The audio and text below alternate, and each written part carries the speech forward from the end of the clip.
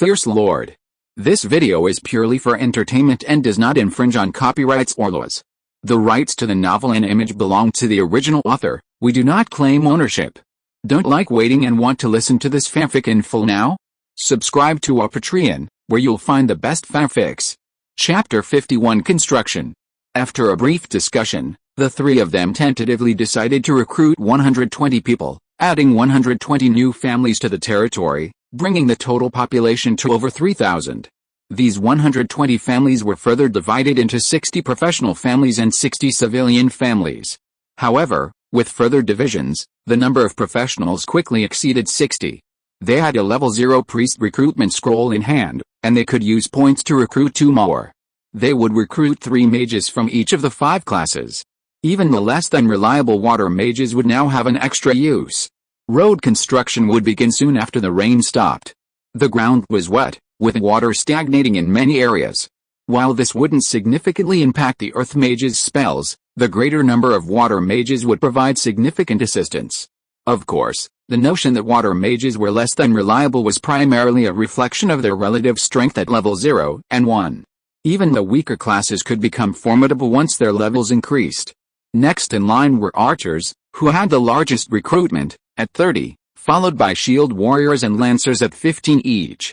A quick calculation revealed a total of 78 professional recruits, with 42 spots remaining. 5 officials were needed, and with the territory's population increasing and the establishment of tributary villages, 2 more merchants would be needed, and at least 10 craftsmen of all kinds would be needed. The final number of farmers and miners was set at 40. This meant recruiting 135 people, using up 36,550 points, with a significant amount left over. An additional earth mage and a nature mage were also added, leaving 221 points on paper. Seeing the weather clear outside, the meeting concluded. Saixi was about to mobilize personnel for road construction, and Zhao Yi was also about to begin recruiting. He also needed to purchase more supplies from the market, including black iron bows and shields. As families emerged from the teleportation array, Zhao Yi's territory gained 137 new families, bringing the total population to 3,145. The undead attack tonight was sure to exceed 1,000. If he fought well, he would receive his second platinum chest tomorrow. The number of professionals under his command also increased to 382. 175 warriors, 124 archers, 10 assassins, 63 mages, and 10 priests. Tomorrow's recruitment will require assassins to be included in the recruitment list. The territory is growing larger and is about to border other player territories, so assassins will be needed to monitor the surrounding territories. Today's recruitment didn't offer any major surprises, with only one 2-star professional, a marksman, appearing. Including Gary and Luke, Zhao Yi now has 3 2-star marksmen under his command. After completing the recruitment, Zhao Yi returned to the Lord's residence for a quick breakfast, which didn't include breakfast. He then headed to the east side of Zhao Town, where a straight dirt road, over 100 meters long and at least 4 meters wide, had emerged. Zhao Yi already had 20 earth mages under his command, and 10 of them were gathered here. There were also 3 water mages and over 150 hired laborers. As the road construction team moved further away from Zhao Town, they would need to increase their escort to prevent the emergence of enemies. As the earth mages' mana depletes, their numbers will decrease. The 20 earth mages will be divided into 5 teams of 4. When their mana runs out, they return to the Zhaozhan Mage Tower to recharge, and another team will arrive. Road construction also requires careful method and efficiency. The construction areas for the affiliated villages have been determined, and the shortest possible road connecting them will be constructed. Once the general route is determined, 2 parallel lines will be drawn on the land to determine the specific road locations. Each team of 4 earth mages will be divided into 2 groups. They will cut 2 sections of the outline road. One group will be responsible for repairing one section, while 2 earth mages will work in tandem, casting spells to complete the road. It's crucial to ensure that each section is completed before their mana runs out. In other words, earth mages are the primary force in repairing this approximately 4-kilometer-long stretch of land, with the others serving as support. Earth mages make a significant contribution to territory development, which is why, of Zhao Yi's 63 mages, nearly 1/3 are earth mages. Focus on earth mages in construction, archers in combat, and nature mages in agriculture. Come to think of it, mages have made the greatest contribution to the development of human civilization on the origin continent. Various plant seeds have already been planted in many areas of Zhao Town. Thanks to the efforts of the nature mages, Zhao Town will soon be filled with vast expanses of green. Earth mages are also hard at work building roads and houses. Zhao Yi wants to recruit more mages, but unfortunately, his points are limited, and he faces the nightly attacks of the undead. He only has a little over 60 mages under his command, but that puts him in the top 100 of all Lord players. To truly establish himself in the game world, Zhao Yi will definitely establish more mage academies and train as many mages as possible. The road he was building grew longer and longer, so Zhao Yi stopped looking. Once it was completed, he would head to the location for the annexed village. Zhao Yi had carefully researched the annexed village, focusing on the limited information displayed on the system dashboard and finding no useful information on the forum. Very few player lords are currently establishing tributary villages. Perhaps Zhao Yi will be the first to do so, as most other lords are likely focused on upgrading their territories. A level 3 town only covers 100,000 square meters, easily accommodating 5,000 people. This is especially true for territories at the top of the leaderboard, where most of the population consists primarily of players. Public opinion and public security are of little use. Only territories primarily populated by indigenous people need to seriously address these factors. If public opinion and public security decline rapidly, they must be restored. According to forum posts, once public opinion or public security drops below 60, the loyalty of the territories will also decline. Zhao Yi can't navigate the process of establishing tributary villages by trial and error, he must explore it himself. Subordinate villages are significantly different from the main territory city. A level 3 town has 3 tributary village slots, with no village level restrictions. One can directly establish a level 1 village, or start with a level 3 village and gradually upgrade to level 1. Triple undead will only be attracted when a territory is promoted. Upgrading a tributary village will not. In that case, Zhao Yi felt that a 3rd level village was too small, and the 2nd level village's 600-person cap seemed insufficient. It would be better to simply establish a 1st level village. A 1st level village has a population cap of 1,200, or approximately 260 households. Half of these households must be professional, and 1/10 of the village population must be soldiers to protect the village from the undead. The remaining 130 households are civilians, providing more than enough labor to mine the iron ore and work in the smelter. After all, adult men are laborers, as are some non-pregnant adult women. There are no laws prohibiting child labor on the origin continent. Given a limited population, child labor is necessary, but it cannot be used as adult labor. Even though all Blue Star players perceive this world as a game world and all the natives as NPCs, it's important to note that this game world resembles the real world. To all Blue Star players, the NPCs are flesh and blood, with their own thoughts and personalities. To thrive in this game world, one must treat the natives as real people. Deliberately exploiting the natives and disregarding their well-being will not last long in such a territory. Chapter 52, Changing the World. A 3rd level village with a population of 1,200 has a nascent mining and smelting industry. A basic smelter can produce up to 6,000 kilograms of iron per day, or a maximum of 2 million kilograms per year. This may not seem like much, but in reality, this capacity can meet the needs of not only a viscountry but even an earldom. A first-class earldom has a population of only 200,000 to 300,000, averaging 10 kilograms of iron per person per year. Civilian steel consumption on the origin continent is similar to that of ancient Blue Star, requiring little iron. It's primarily used for agricultural tools, which require only a small amount of iron and last for a long time.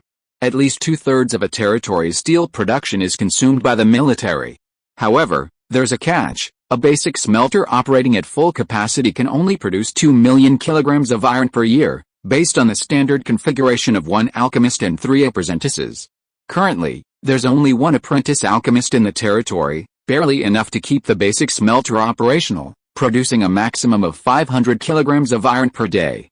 A 2-handed longsword used by a swordsman apprentice requires approximately 10 jin, 1,000 jin, of iron. A day's output can forge 50 longswords, worth at least 50 gold. This is even with a low iron consumption. Add to that the iron shields and armor used for shield warfare, and the steel consumption will soar to over 100 jin, 1,000 jin. In any case, Once the affiliated villages are established, the iron ore is mined, and the smelter is operational, the territory's mining and smelting industries will have a good start, laying the foundation for their future development. The smelter will likely need to hire alchemists and apprentices from the indigenous cities, which isn't a difficult proposition. Zhao Yi pondered this as he walked around Zhao Town. Other areas outside Zhao Town were still being worked on. 2/3 of the planned project was completed yesterday, with only 1/3 remaining to be completed today. The territory's large population and numerous mages make it possible to carry out multiple major projects simultaneously. Finally, Zhao Yi arrived at the Mage Tower. As the highest authority in the Mage Tower, he had free access. At this moment, the Mage Tower contained over 30 mages, including Joanna. Mages without missions would gather there to train or regenerate their mana faster. The Mage Tower's presence had boosted the loyalty of all of Zhao Yi's mages by several points, with some seeing increases exceeding 5 points. Single female mages were even tempted to throw themselves at its mercy. Well, Joanna was an exception. Arriving at the Mage Tower, Zhao Yi's mind reeled in new thoughts, the idea of schools. There were 2 types of schools, ordinary schools that taught literacy and arithmetic, and specialized schools that trained professionals. On Blue Star, schools were ubiquitous.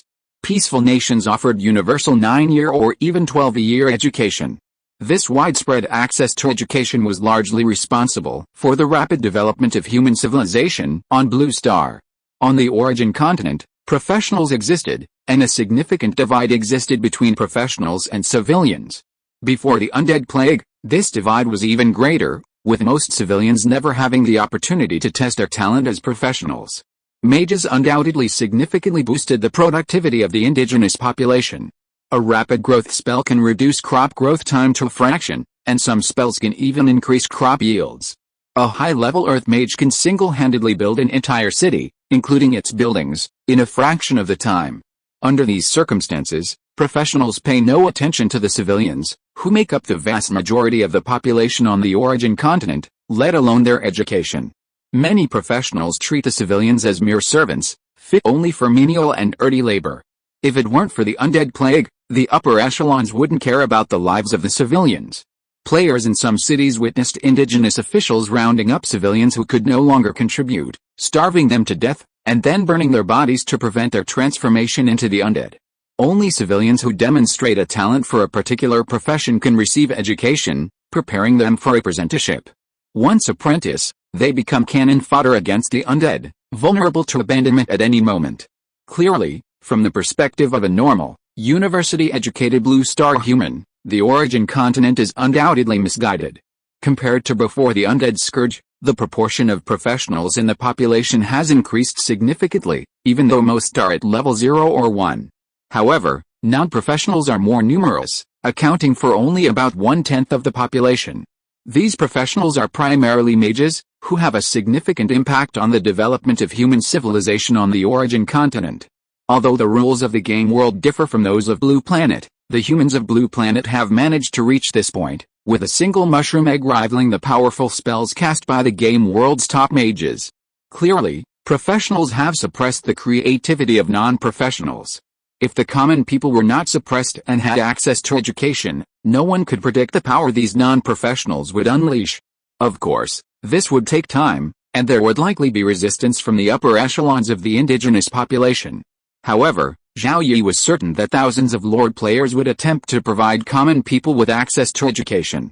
As one group of players on the forum often said, "We are here to change this world, not just follow the crowd. Changing the world also takes time, and only after players have achieved a certain level of strength. When their strength is weak, they can only make incremental changes. If the change were drastic, even a high loyalty of 80 points could betray the player lord in the next moment." Zhao Yi jotted down some important ideas in his notebook. If the opportunity arose, he would definitely give them a try. For now, he would focus on developing the territory first. Thanks to the hard work of 20 earth mages, 7 water mages, and hundreds of civilians, just 1 hour into the afternoon, 4 kilometers of road had been completed. Jimmy drove a horse-drawn carriage, taking Zhao Yi, Cece, Elliot, and the selected village chief, Ian, to the site for the designated annex village. Ian's management talent was only 1 star, and because he was Zhao Yi's second recruit, He was chosen as the village chief of the annex village. The carriage covered the 4 kilometers in just 15 minutes, traveling on a flat, smooth road with minimal bumps. Arriving at their destination, the terrain was as the exploration team had described, a small plain, suitable for a town at most, with insufficient land for a small city. Mountains surrounded the east and north. If a level 1 village is established directly, the iron mine is less than 300 meters north, and a road will be built to the mine. After a short walk across the small plain to confirm the location of the village and the smelter, the earth mage, water mage, and civilian laborers, who also arrived by carriage, began work.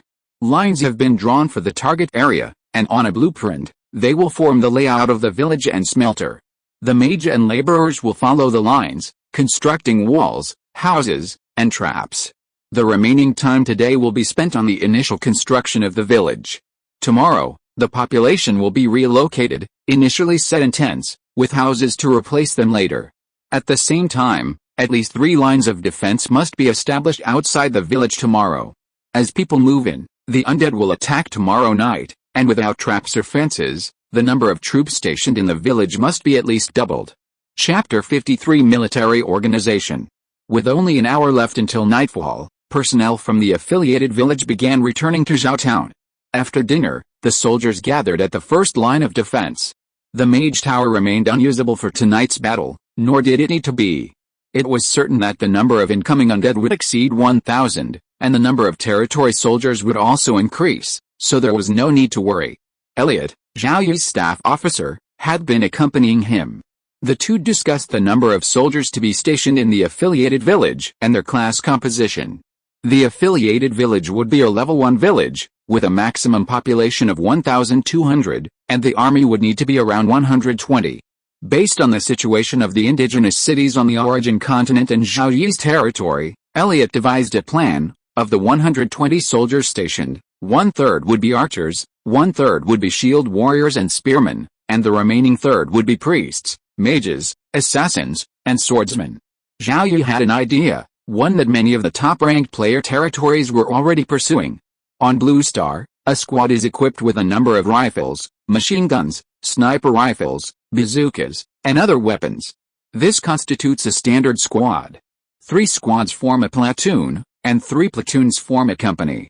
Each company or platoon will have additional weapons and equipment, such as mortars. On the origin continent, shield warriors are 1 unit, spearmen are another, and marksmen are another, with each unit being combined when needed. The military organization model of Blue Star can be easily adapted to the origin continent, and many player territories have already done so. According to some forum posts, Zhao Yi can reorganize his troops based on his specific needs. Using Blue Star military organization, the basic unit is the platoon, with squads and groups below it, but each platoon can carry out independent missions. A squad consists of 10 soldiers, including a squad leader, deputy squad leader, and 8 soldiers, which can be divided into 2 groups.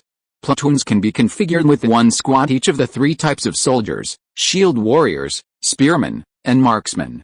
Each platoon is equipped with 3 assassins, 1 cleric, and 1 mage each of the 5 types of magic. Including the platoon leader and deputy platoon leader, a platoon consists of 41 soldiers. Such a platoon could carry out independent missions, including garrisoning a 3rd-level village. 3 platoons formed a company, adding additional knights, primarily light cavalry, to pursue the enemy or deliver messages. Such a company, numbering approximately 130, could garrison a 1st-level village. Battalions, regiments, and brigades could then add additional units, such as heavy cavalry, light cavalry, archers, and even mages and priests. Elliot was very interested in the Lord's idea. After detailed discussion, they concluded that a platoon of 41 men was too many. They could reduce the number of squads from 10 to 9, with a squad leader, a deputy squad leader, and a team leader, for a total of 9 people, divided into 3 groups. A platoon also had too many mages. The 5 mages only required 1 earth mage. An additional mage squad could be added to the company, with 2 each of fire, water, wind, and nature mages. Mages could be assigned to the platoons on missions when needed. For example, a platoon stationed in a 3rd-level village could be equipped with an additional nature mage. During pursuit missions, a wind mage could be assigned. The number of assassins would be reduced from 3 to 2. This way, a platoon is reduced to 33 men, barely adequate for a third-level village of around 300 people. A second-level village of 600 people could barely accommodate 2 platoons. A company, at around 120 men, would be perfectly adequate for a first-level village of 1,200 people. At the town level, a town of 3,000 people could accommodate 2 companies plus 1 platoon, or even 2 platoons. Similarly, after the army is reorganized, troops of the corresponding level can be deployed based on the number of personnel for any given mission, eliminating the need for frequent personnel selection. The army reorganization plan has been tentatively finalized. Because the professional ratio of the soldiers under command doesn't match the planned ratio, a single company will be temporarily formed, to be implemented after tonight's battle. The reorganization will begin tonight, and the soldiers will be transported to the affiliated villages with their families tomorrow morning. Although all soldiers have a loyalty level above 80, some are likely reluctant to leave Zhao Town for the village, perhaps feeling demoted and alienated. Therefore, after reassigning soldiers to form a company, Zhao Yi promised that any soldier who reached perfection at level 0 could be transferred back and given progression stones in order to advance to the next level. Advancing to the first level wasn't easy for a 1-star talented professional. Gary, at 2 stars, was still stuck there, uncertain when he would finally break through. Perhaps he would even be given a level 1 progression stone. With Zhao Yi's promise, most soldiers wouldn't be unhappy about being transferred to the village. Just over 10 minutes after Zhao Yi and Elliot finished discussing the organization, over 1,000 undead, commanded by the Lich, descended upon Zhao Town. Arriving before the town, the undead stopped, the front ones over 200 meters away from their own archers. The Lich, still retaining its former wisdom, saw the numerous traps and obstacles outside this human gathering point and became concerned. The enemy archers were numerous, and if they simply charged through, they might all perish without breaking through the human defenses. What should they do? Just as the Lich was struggling, a flare arrow blazed out, followed by Zhao Yi using his golden crossbow, activating his tracking arrow skill and unleashing a mid-level explosive arrow at the Lich 270 meters away. Sensing danger, the Lich dodged and manipulated his skeletons to block the attack, but Zhao Yi's subtle manipulation of the explosive arrows severely wounded the Lich, and a second explosive arrow subsequently killed him. With the Lich dead, the undead army, without a single commander, immediately rushed towards Zhao Zhen. As the undead entered the archers' range, over 80 archers on the front line unleashed their arrows, targeting the skeleton archers and the undead horde. With the battle still ongoing on the front battlefield and the Lich dead, Zhao Yi summoned most of the soldiers from the other 3 lines to the southern line to attack the undead. Without the Lich's command, even if the undead army numbered over 1,000, the traps and metal fences held them back, making it too easy for Zhao Yi to destroy them. Zhao Yi had only one requirement: no deaths. If injured, retreat and receive treatment, and secure the second platinum chest. The battle ended swiftly. 10 minutes later, not a single undead remained standing on the battlefield, the dead were utterly exhausted. As a result, nearly 20 soldiers in Zhao Yi's territory were injured, some severely. Life potions saved them, and they quickly recovered, returning to their units within half a day today. During the battle, Zhao Yi and Joanna both gained levels, and their first-level archers also advanced. Gary still hadn't advanced. Currently, 6 soldiers had reached the 0th level, all archers. More would soon reach the 0th level, relying on time, talent, and even luck to overcome the challenges ahead. Reaching the first level marked the true professional. The 0th level was merely an apprentice. Chapter 54, Garrison. After all the soldiers returned to the defense line to rest, Zhao Yi and Elliot busied themselves forming the first company as quickly as possible. They first decided on the company commander and deputy commander. The commander was to be Johnson, a shield warrior with a 2-star shield warrior talent and a 1-star command talent. The deputy commander was Ted, a double 1-star command swordsman. Johnson's professional talent was slightly higher, already at level 8, while Ted was only level 6. Johnson's current abilities made him unqualified to command a company of 100 men, and Zhao Yi was similarly incapable of commanding nearly 400 men. Elliot, while talented, hadn't yet matured. Fortunately, Johnson's company's mission was to protect a single village. Zhao Yi, despite his limited command skills, had managed to keep the territory running smoothly to this day, and Johnson and his men could easily defend a single village. Once the company commander and deputy commander were chosen, the soldiers under them would be no higher in rank than Johnson, as many soldiers would be reluctant to be commanded by someone less skilled than themselves. Not only would their levels be below level 8, but their talents would also be limited to 1 star. 2-star talents were relatively rare, and all would remain in Zhao Town. There is 1 squad each of archers, shield warriors, and spearmen, 2 assassins, a priest, an earth mage, plus the platoon leader and deputy platoon leader to form a platoon, a total of 33 people. 3 platoons, a mage squad with 2 mages of each of the 4 types, a knight squad with 9 people, plus the company commander and deputy company commander to form a company, a total of 118 people. The knight squad should be light cavalry, but the territory only has heavy cavalry, so the heavy cavalry will be sent first, and then the light cavalry will be dispatched later when they are available. Zhao Yi looked through the list of soldiers and selected them one by one according to their level and talent, reading out their names and professional levels as he selected them. Elliot took note with a pen and paper, and finally most of the soldiers in a company were selected.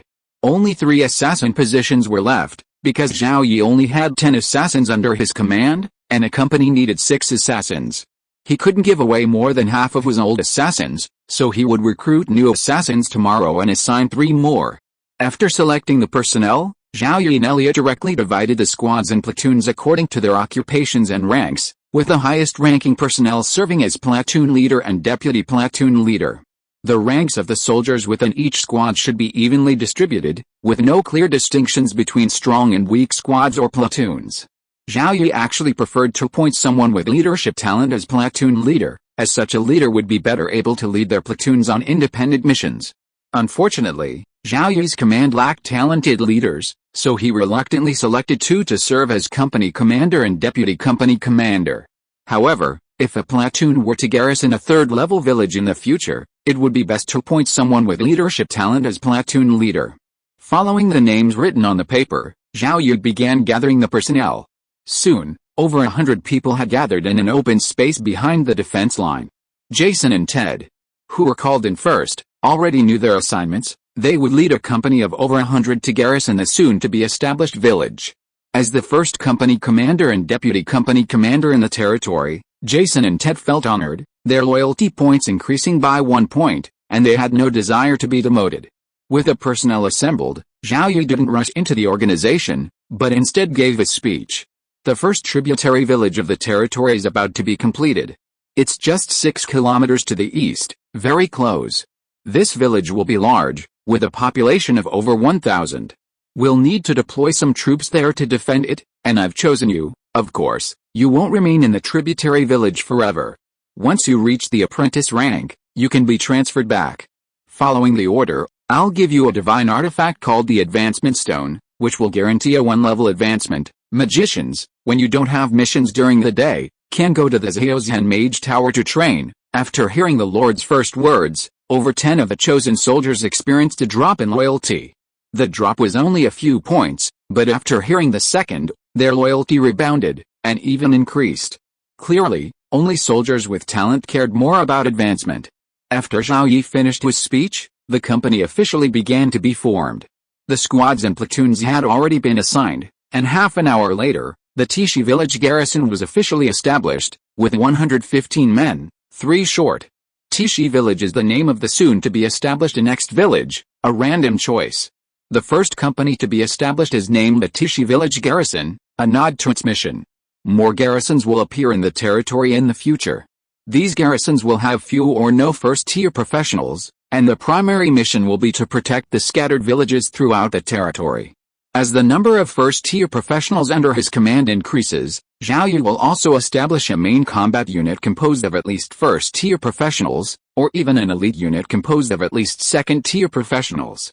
The newly established Tishi village garrison will be deployed to Tishi village tomorrow to garrison, as the undead will attack the village tomorrow night.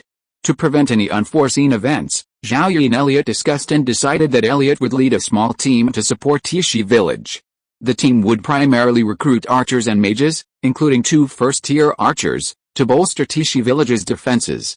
With Elliot in charge of Tishi village, Zhao Yi felt more at ease. After the Tishi village garrison was established, Zhao Yi sat down in his tent to rest and review his level and points after the battle. In the battle that just concluded, a total of 1,078 undead were slain, with a proportion of first-tier undead increasing steadily, now approaching 1/10. Zhao Yi had earned a significant amount of points from slaying so many undead. By tomorrow morning, when the bonus points were added, he would have at least 45,000 points.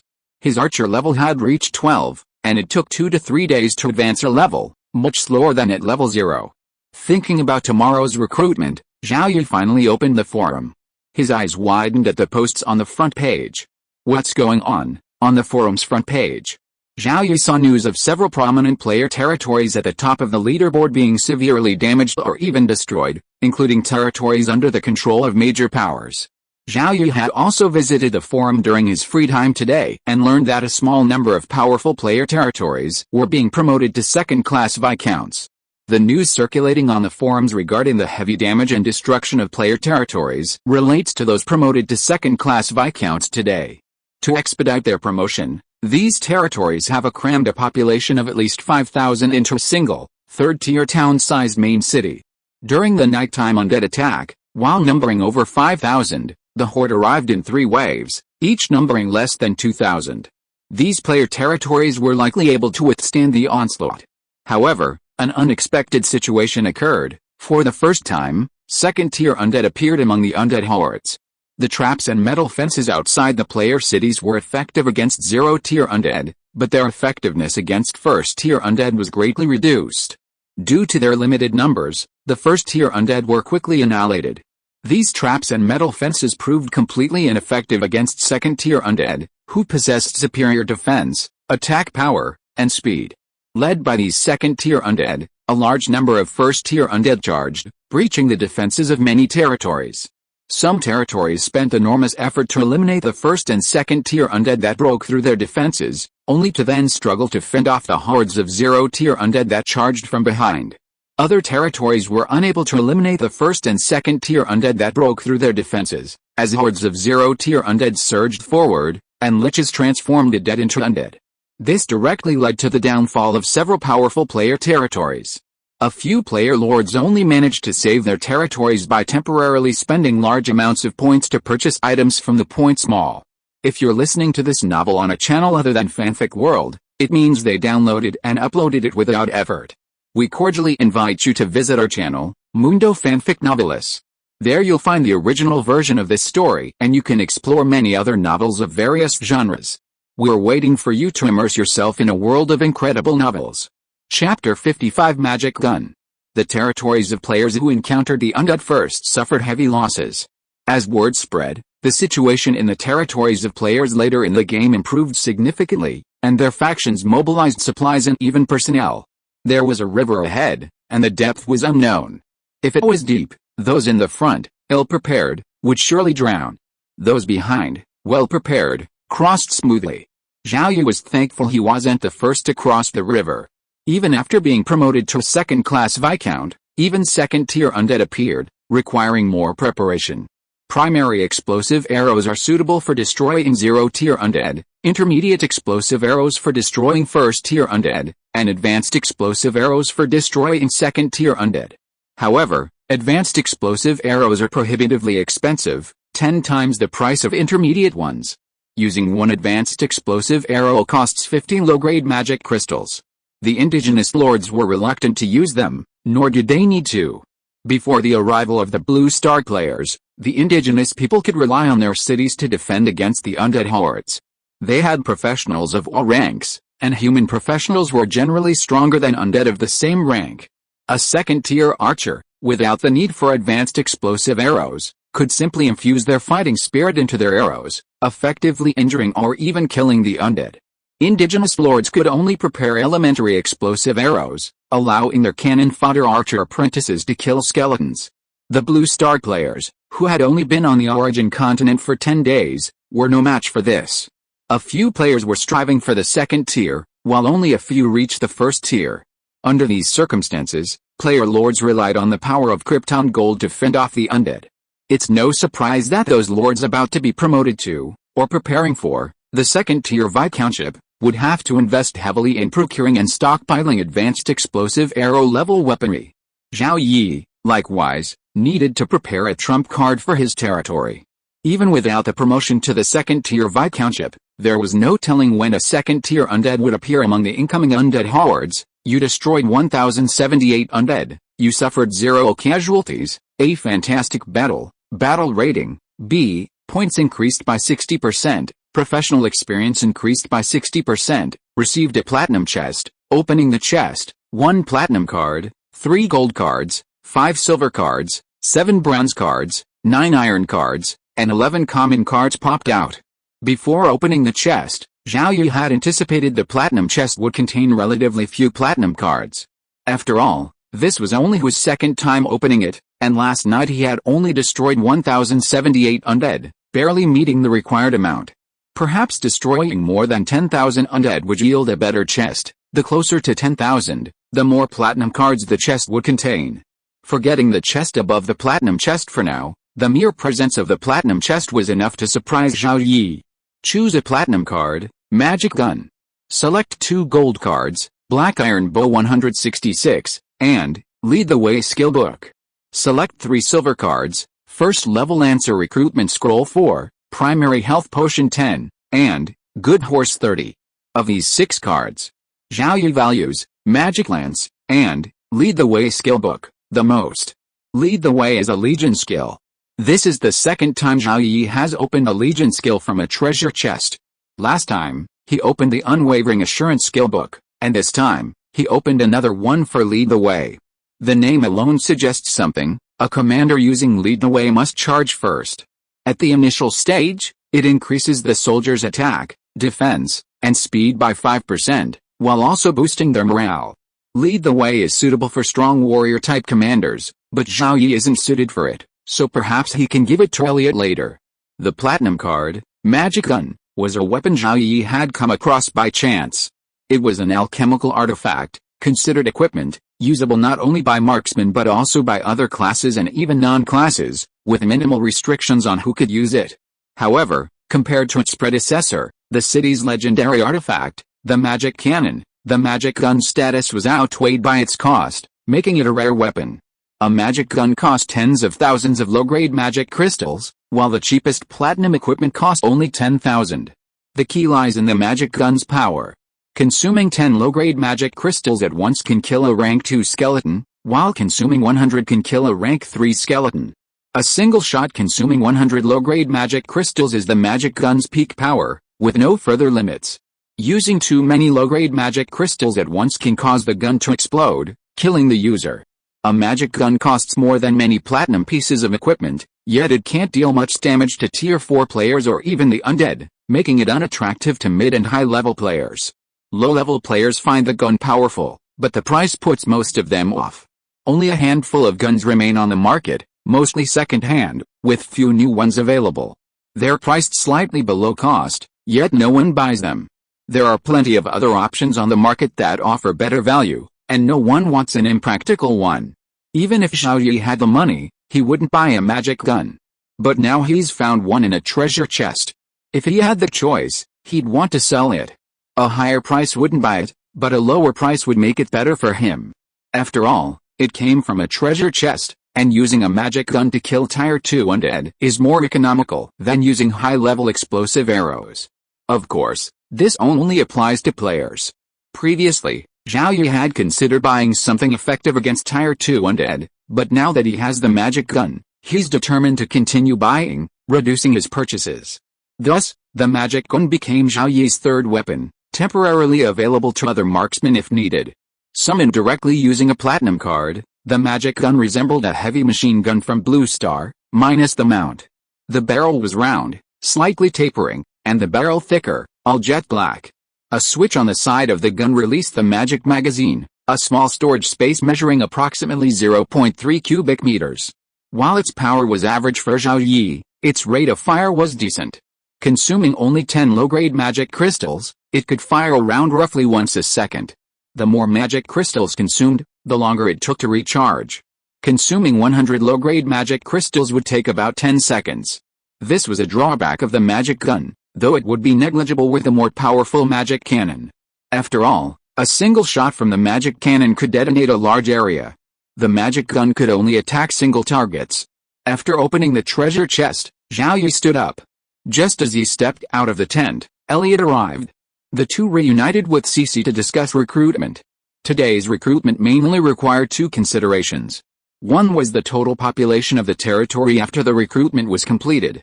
Zhao Town had 3,000 people, and Tishi Village had 1,200, for a total of at least 4,200 people.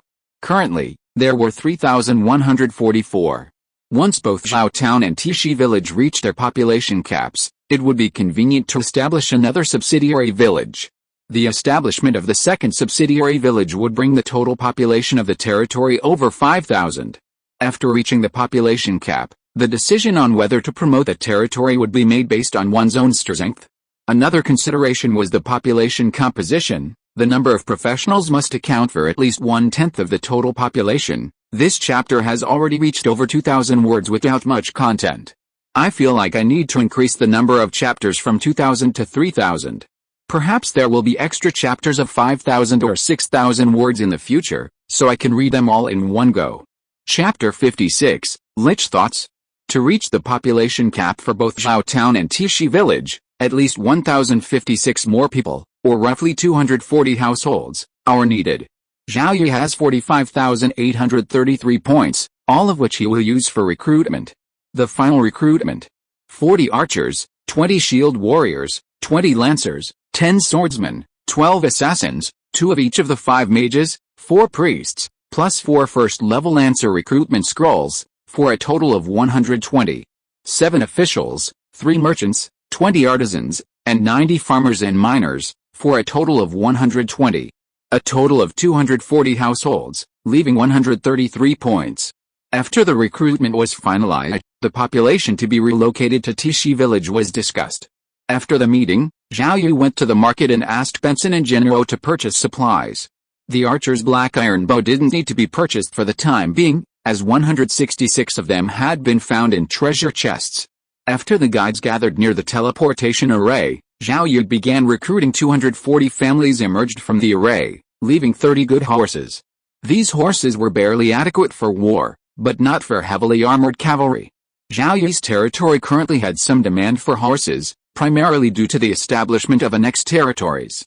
With horses and carriages, travel was more convenient. Horses fetched high prices in the market, and Zhao Yi, with limited funds, was reluctant to purchase them. 2 batches of horses were found in treasure chests, totaling 60. All were mature horses, half male and half female, and would produce a large number of foals over the years. Officials and merchants were constantly being recruited, with 1 low-ranking official assigned for every 150 people. Merchants were crucial to the territory's development.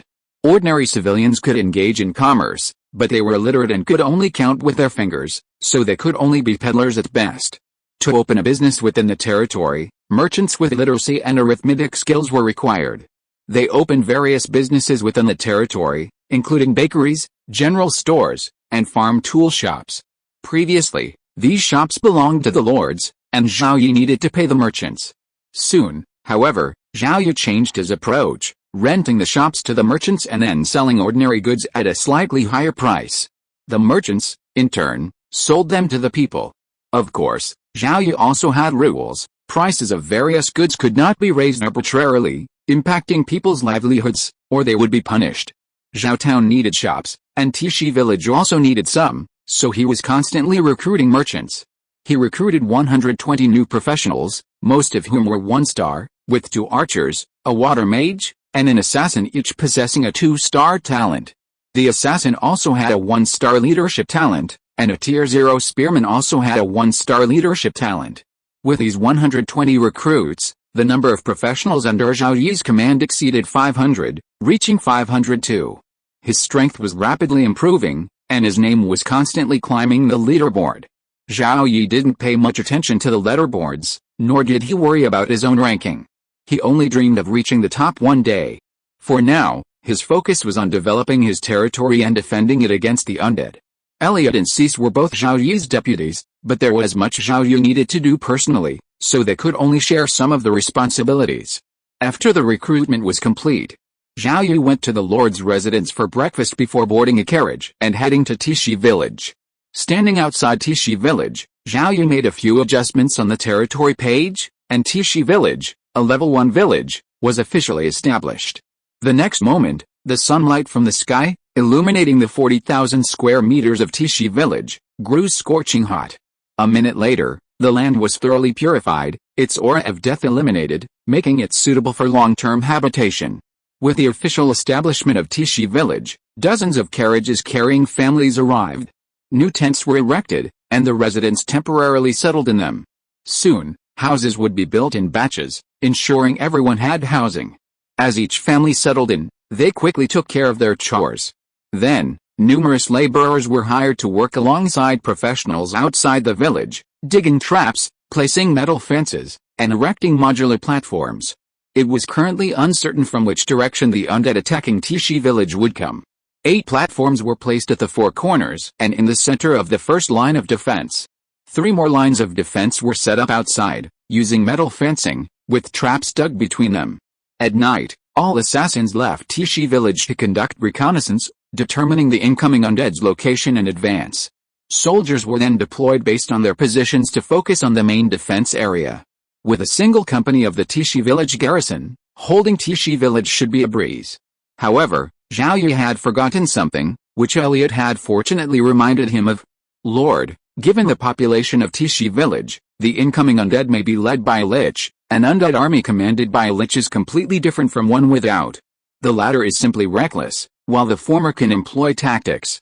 Given their sheer numbers and their adaptable tactics, these undead are extremely formidable. If care is not taken, Tishi Village could be severely damaged. The solution was simple. It was what Zhao Yi did every night during battle, destroy the lich from a distance before the battle began. Suddenly, Zhao Yi felt that the magic gun was just in time. A first-tier archer could then bring a golden crossbow to support Ironstone Village. First-tier archers were already becoming proficient with a golden crossbow. With their years of experience, they could use it effectively tonight. With a few more intermediate-level explosive arrows, they could easily destroy the lich. Zhao Yi himself switched to the magic gun. Compared to the golden crossbow, the magic gun had a longer range and a slightly improved hit rate, making it a no-brainer to destroy the lich at long range. However, Zhao Yi hadn't used the magic gun yet and needed to familiarize himself with it. Each shot cost at least 10 low-grade magic crystals, and using it frequently would definitely be a pain in the ass. Of course, Zhao Yi would only use the magic gun against liches and second-tier undead. He could switch to the silver bow against first-tier undead and zero-tier undead. He didn't need explosive arrows to kill zero-tier undead, he could just use his fighting spirit. While Tishi Village was busy with construction, Zhao Yi returned to Zhaotown to familiarize himself with a magic gun. After a few test shots, Zhao Yi felt that the magic gun was truly useful for low-level professionals. Even non-marksmen could use it to attack distant enemies. The problem was that the price of the magic gun was too high for low-level professionals. Tens of thousands of low-grade magic crystals were simply out of their reach. Besides mastering the magic gun, Zhao Yi was also contemplating the destruction of the lich. If Tishi Village encountered the undead army commanded by the lich tonight, it would also be encountered in subsequent branch villages. However, Zhao Yi had some doubts. Liches are transformed by necromancers, while zombies are transformed from recently deceased beings. Currently, the number of zombies in the undead camp is limited. The undead that attack Zhaotown each night are mainly skeletons, with relatively few zombies. Before the plague of the undead, mages were already few in number, and the necromancers, who were almost universally hated, were even fewer. Are there really that many liches in the undead faction, capable of freeing up manpower to command the undead army to attack a larger number of affiliated villages? Tonight will determine the outcome. If Tishi Village encounters an undead army commanded by a lich, then every affiliated village will need to be equipped with at least a silver-tier bow or crossbow. Chapter 57, Afraid of Accidents. This is awkward. The previous chapter treated the territory diameter as the radius, but this has been corrected. Also, territories are irregular. As night fell, Elliot, who had been accompanying Zhao Yi for the past few days, was already in Tishi Village. He was somewhat concerned about the village, but Elliot's presence reassured Zhao Yi. While waiting for the undead to arrive, Zhao Yi opened the forum to check on other players. After last night's incident, no player lords were expected to be promoted to second-class viscounts today, at least not in the forums. The appearance of second-class undead has put pressure on the top territories. Without thorough preparation, they dare not advance to the next level. It's almost foreseeable that those territories already promoted to second-class viscounts will inevitably be among the undead attacking tonight. Last night's battle caused heavy losses to many territories. Even if they were to return to XX overnight, the points earned that day would far from compensate for the losses. However, these territories, despite suffering heavy losses, will not decline. Their reputation remains, and they retain some strength. The player factions behind them will not give up so easily. However, it will take some time for these territories to recover, and those player factions have launched other subordinate territories on the forum. The forum has relatively few useful posts, so careful searching is necessary. Time flies, and the undead horde is approaching. Zhao Town's total population today is slightly lower than yesterday, so the number of incoming undead should be a few fewer, but it will definitely exceed 1,000. Zhao Yi couldn't tell whether the number of undead killed by obtaining the platinum treasure chest was only counted in the main city battlefield, or for the entire territory. Standing on a high platform, Zhao Yi watched the undead army slowly advance. The undead army was mainly composed of skeletons, with some other types mixed in. No second-tier undead were seen. With the undead atlas, Zhao Yi could more easily distinguish the undead's tires. Huh? Zhao Yi was surprised. Although it was dark, the moon hung in the sky, casting a faint glow over the earth. Furthermore, as players' night vision improved with level, they could even see the darkness as if it were daylight. Zhao Yi's gaze remained fixed on the Lich. To his surprise, the Lich, commanding the undead army tonight, had stopped 400 meters away, surrounded by dozens of skeletons. It seemed the Lich intended to remain there and lead the undead siege. This was Zhao Yi's first encounter with such a situation. The Lich was so far from Zhao Town, and there seemed to be no similar foreign posts. Within seconds, Zhao Yi's mind raced with speculation. Not all player territories offered the same easy way to slay the Lich as Zhao Yi's. Even those ranked in the top 1,000 didn't manage to slay the Lich every night. Some Liches, seeing the situation was unfavorable, simply fled, sometimes taking some of the undead with them. In most cases, players didn't pursue the fleeing undead. Zhao Yi was able to destroy the Lich thanks to his silver bow and gold crossbow. Other player territories also had weapons and equipment of the same tier, some even disposable items. Silver equipment was cheaper, costing hundreds of low-grade magic crystals, while gold equipment cost over 10 times that. Few players were lucky enough to find Lich-killing items in treasure chests, and even fewer could afford to purchase them from the market. This was primarily due to the fact that many player factions had accumulated significant wealth, but they couldn't equip every territory under their control with Lich-killing items. It's fair to say that the appearance of Liches has made it difficult for many player territories to maintain higher ratings.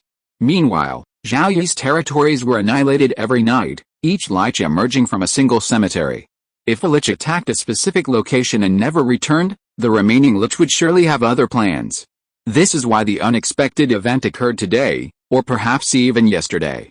Yesterday, the Lich was shot and killed by Zhao Yi at a distance of 270 meters. Today, it stopped at 400 meters. Are you worried about something happening if you get too close to Zhao Zhen? Zhao Yi feared an accident, and so did the Lich. A Lich, retaining its former wisdom, wanted to continue living, even in undead form, unwilling to return to the arms of death. 400 meters wasn't far for Zhao Yi. The golden crossbow had a maximum range of 500 meters. While the accuracy dropped beyond 300 meters, consuming a few more intermediate-grade explosive arrows would still be enough to destroy the Lich. The golden crossbow was currently in Tishi village, and Zhao Yi had a new weapon in his possession, the magic gun. Since returning from Tishi village today, Zhao Yi had spent considerable time familiarizing himself with a magic gun. Now, Zhao Yi would use it to destroy the Lich. The magic gun had a maximum range greater than the golden crossbow, but while it consumed the same number of magic crystals, its power decreased with greater range. To have enough power to destroy the Lich at 400 meters, Zhao Yi simply consumed 20 low-grade magic crystals at once. Aim. Fire. The next moment, a pale blue beam, slightly thinner than a gun's muzzle, shot out from the gun's muzzle, piercing the frozen Lich. Sensing impending danger, the Lich attempted to dodge, but it was futile. The beam of magical energy was too fast, twice as fast as an arrow fired from a golden crossbow, and struck the Lich squarely in the chest. Instead of piercing the Lich's chest, the beam, gathering even more magical energy, exploded, shattering the lich. The lich quaked in disbelief, slain at such a distance from living beings. The pale blue beam felt familiar, though it was much thinner than the beams he remembered. What on earth was that? With this final question in his mind, the lich returned to the embrace of death. The lich had once attacked indigenous cities under the command of high-ranking undead and witnessed a magical cannon's fire from the cities. But today, he was being struck by the magical cannon's descendant, the magical spear. The magic beams fired from the magic guns, though called beams, far from reaching the speed of light, were nonetheless fast enough to make them difficult for first and second tier undead and professionals to dodge. With the lich commanding the undead army dead, the war officially began, with over 1,000 undead charging frantically towards Zhao Town. Zhao Yi swapped his magic gun for a silver bow and, using the light of his flares, joined his archers in attacking the skeleton archers within the undead horde. Behind the defenses, the warriors and mages were already prepared, waiting for any undead that slipped through the archer's net. 15 minutes later, the battle on the Zhao Town battlefield was completely over. Not a single living undead remained on the battlefield, and another platinum treasure chest was in hand. Zhao Yi's gaze drifted towards Tishi village, wondering what was happening there. He then dispatched 2 assassins, both well hidden and unlikely to track the undead. Through assassins traveling to and from Tishi village, Zhao Yi learned about the situation. He expected fighting to break out in Tishi village only after the first assassin returned. Zhao Zhen's assassin returned with intelligence from the Tishi village garrison's assassins, revealing that there were no liches among the undead attacking Tishi village. The undead numbered around 400, with fewer than 10 first-tier undead. Zhao Yi breathed a sigh of relief after hearing the assassin's report. Tishi village could easily eliminate all the undead attacking, with minimal casualties. The 2 battles totaled 1,400 undead, more than the undead attacking during the last territory promotion, including a higher number of first-tier undead. By tomorrow morning, he expected his points to exceed 60,000. Chapter 58 The Second Treasure Chest. You won 2 battles, you destroyed 1,463 undead, you suffered 0 casualties, battle rating B in Zhao Town, D in Tishi village, points increased by 64%, professional experience increased by 64%, received 1 platinum treasure chest and 1 silver treasure chest. Zhao Yi stared at the battle results page on the screen in a daze. 2 treasure chests.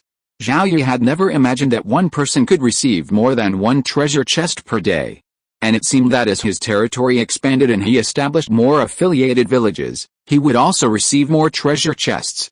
As a man with a bug, being able to obtain more treasure chests, Zhao Yi felt that his goal should be to surpass the top spot on the Lord rankings and, relying on the strength of his own territory, compete with powerful players, even indigenous nations. Zhao Yi could also discover quite a bit from the battle results page. Judging from last night's battle in Tishi village, over 400 undead were destroyed. Based on past experience, destroying so many undead should result in a C rating and a gold treasure chest. Now, with only a D rating, you receive a silver treasure chest, and both your rating and chest have been downgraded. Interestingly, the bonuses to points and career experience have been slightly increased, with a D rating adding 4% to the bonus. This means that the more villages you have, the more points and career experience you gain. More points means faster territory development, more career experience, and a stronger lord. As expected, the lord class is far superior to a single combat class. Fortunately, I chose the lord class first. After the battle ends, no treasure chest appears. Close the battle end page, and a treasure chest icon appears on the system panel. Open the treasure chest, revealing a platinum treasure chest and a silver treasure chest. Open the platinum treasure chest first and select a platinum card, 1,000 low-grade magic crystals, 3 gold cards, Stauniskin skill inheritance stone, light attribute golden staff, and advanced alchemy workshop construction blueprints. 2 silver cards, 4 tier 1 swordsman recruitment scrolls, 5 bronze leather armor. He then opened the silver chest and selected 1 silver card, dual 2-star domination shield warrior recruitment scrolls. 2 bronze cards, 5 tier 0 archer recruitment scrolls, 10 primary antidote potion. 1 iron card, level 1 advancement stone. Both chests were of the worst quality. The platinum chest contained only 1 platinum card, and the silver chest only 1 silver card. However, Zhao Yi was quite satisfied with the items he had chosen from both. Stauniskin skill inheritance stone, Stomaskin is a spell earned only by first-tier Earth Mages, a support skill that increases the target's defense. Light attribute Golden Staff. A good item, golden weapons can fetch the same price as platinum equipment. If Zhao Yi had more money, he wouldn't sell this staff, nor would he bestow it on his clerics for the time being. At their low level, it simply wouldn't work. Zhao Yi was slightly speechless when he saw the Advanced Alchemy Workshop construction blueprints. He had wanted an alchemy workshop, but instead he was presented with construction blueprints, for an advanced alchemy workshop at that. As long as he had sufficient construction personnel and resources, he could build advanced alchemy workshops continuously. The problem was that the requirements for both personnel and resources were too high. Zhao Yi couldn't even meet 1% of the demand at the moment, and this was the last thing he had left. This was the first time a scroll for recruiting archers had appeared. Zhao Yi used the heavy cavalry as shield fighters, and these archers were to be used as marksmen. At least for now, the undead had the upper hand, and humans could only defend their cities, most of the time not daring to send cavalry to pursue the undead. Zhao Yi summoned Elliot and Cece to the Lord's mansion. Over breakfast, the three of them discussed several matters. The first thing Zhao Yi brought up wasn't today's recruitment, but rather the swift establishment of a second annexed village. Cece and Elliot didn't ask why. The territory's current situation made it possible to consider building a second annexed village, but as more annexed villages were added, the considerations would also increase. Tishi village is located 6 kilometers east of Zhao Town. The undead that attacked last night also came from a cemetery 15 kilometers southwest of Zhao Town. Given this situation, any new annexed villages within the territory will likely encounter the same undead from the same cemetery every night. It's crucial not to build an annexed village southwest of Zhao Town. If two undead forces simultaneously advance northeastward, the undead army originally attacking Zhao Town will overwhelm the annexed village first. If the annexed village is built northeast of Zhao Town, the undead army will be blocked by Zhao Town, and the village won't encounter the undead, resulting in no battle and no more treasure chests. Another consideration is whether the newly established village can develop a unique industry. Currently, it seems unlikely. Beyond the mineral resources of this land, shrouded in the aura of death, there are no other unique industries to be found. Currently, only 2 abandoned mines within the territory have been identified, both of which are suitable for mining. The other has been destructively mined and is of little value. Perhaps there are other mineral veins beneath the territory, but prospectors will have to spend considerable time searching. It would be great if there were an earth mage who could also double as a prospector. Compared to non-professional prospectors, earth mages are practically masters of prospecting. In this case, the purpose of establishing new villages is simply to increase the territory's population. They should quickly select a few suitable locations for the villages, and once they're chosen, they'll begin construction. Within 2 days at most, the new tributary villages will be established and occupied. Zhao Yi's assassins have already toured most of the territory several times, hand-drawing rough maps. If they're quicker, they could begin road construction this morning, and the second tributary village in the territory could be established tomorrow. The undead attack will arrive tomorrow night. Let Cece prepare for the second tributary village, while also selecting a location for the third. The second matter of discussion is today's recruitment, which is a bit of a hassle.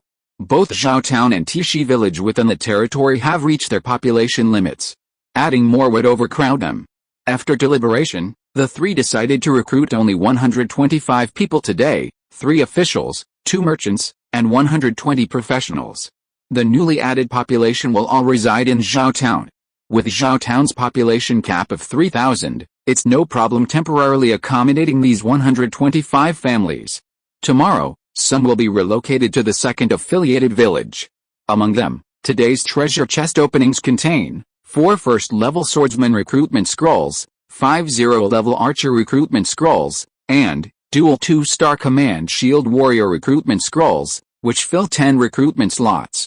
Based on yesterday's recruitment, there were 40 archers, 20 shield warriors, 20 lancers, 6 swordsmen, 10 assassins, 2 mages of each of the 5 types, and 4 priests, for a total of 110. A total of 42,600 points were spent, leaving 21,851 points.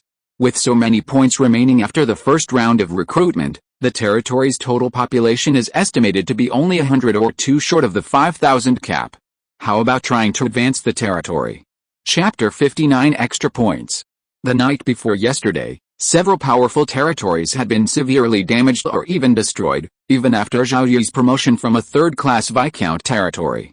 These were territories high on the leaderboard, even stronger than Zhao Yi's territory. They were largely unprepared, having not anticipated the appearance of the second-class undead.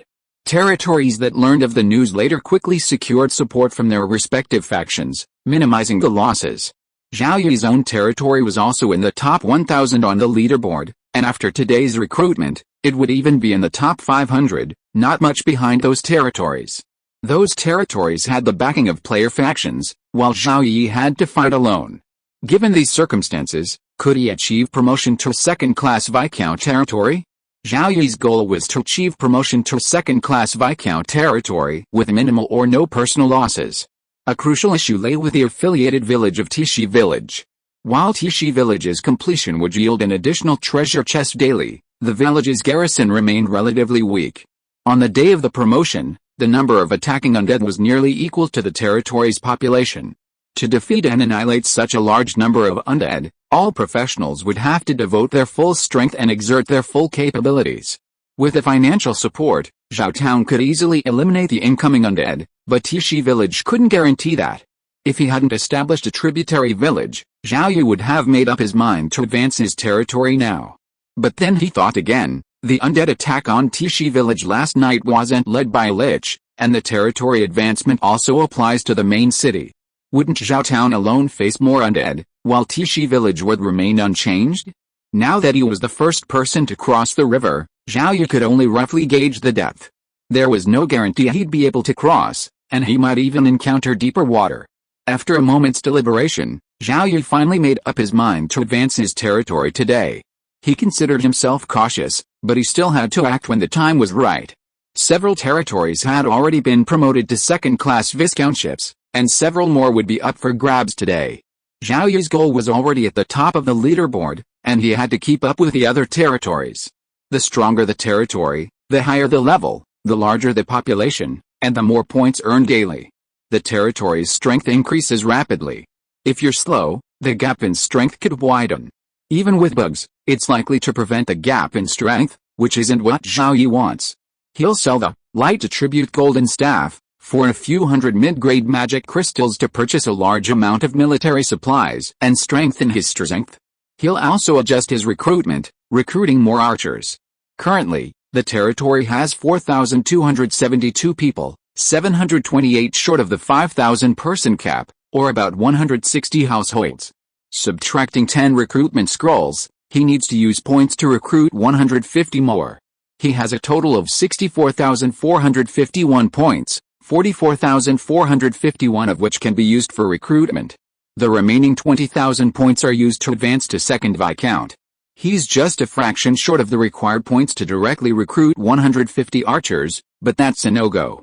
He'll recruit 100 archers for now. After careful calculations, Zhao Yi decided to recruit 100 archers, 20 shield warriors, 20 spearmen, 3 fire mages, 2 priests, 2 assassins, and 3 farmers, for a total of 150, leaving him with 21 points. Breakfast took a while, and afterward, Cease and Elliot went about their business. The construction of the annexed villages still needed to continue, and the territory's advancement wouldn't delay it. With the guides assembled, Zhao Yi began recruiting. A full 160 families entered Zhao Town, bringing its total population to 5,039, a requirement for territory advancement. Not worrying about the recruits' talents for the moment, Zhao Yi headed to the market, first putting a light attributed golden staff up for auction. Then, he used the over 3,000 low-grade magic crystals in his possession to purchase a batch of military supplies. The light attributed golden staff immediately attracted numerous bids, and the highest bid quickly soared, exceeding 200 mid-grade magic crystals in the blink of an eye. If possible, Zhao Yi wouldn't sell the staff. He'd wait until his territory grew stronger and his clerics reached higher levels. Equipping the staff would significantly boost their light spells, improve their healing abilities, and increase their damage against undead. He might as well sell it. It was found in a treasure chest after all, and once it appeared in a treasure chest, he wouldn't let it go. And as the territory grew stronger, acquiring more villages and even cities, he'd be able to obtain more and higher level treasure chests. All his efforts today were for the future of the territory, and they were worth it. Before leaving the market, Zhao Yi had already spent 20,000 points, becoming a second-class Viscount. If he could successfully survive tonight, his territory would be promoted to a second-class Viscount, and his main city, Zhao Town, would be promoted to a second-class town. Zhao Yi still had one thing to do: increase his own points. He had recruited 100 new archers, bringing his total to 264, including 4 first-class archers and 260 zero-class archers. The Tishi village garrison consists of 30 archers, 27 soldiers, and 3 platoon leaders and deputy platoon leaders. While the leadership statistic counts towards Company Commander Johnson, the remaining 234 must have Zhao Yi's leadership statistic to be covered by the Legion skill, Unerring Arrow. The primary Unerring Arrow skill increases hit rate by 10%, significantly improving archers. Currently, Zhao Yi's maximum number of commanded units is only 168, so he needs to invest in wisdom to increase the number of commanded units. As an archer, Zhao Yi should invest in strength and agility to improve his strength. If he lacks a leadership talent capable of commanding most of the other classes, he wouldn't need to invest in wisdom. Investing in wisdom will only marginally improve Zhao Yi's own strength. Elliot is nearing rank 0 perfection. Once he advances to rank 1, Zhao Yi will grant him a new assignment.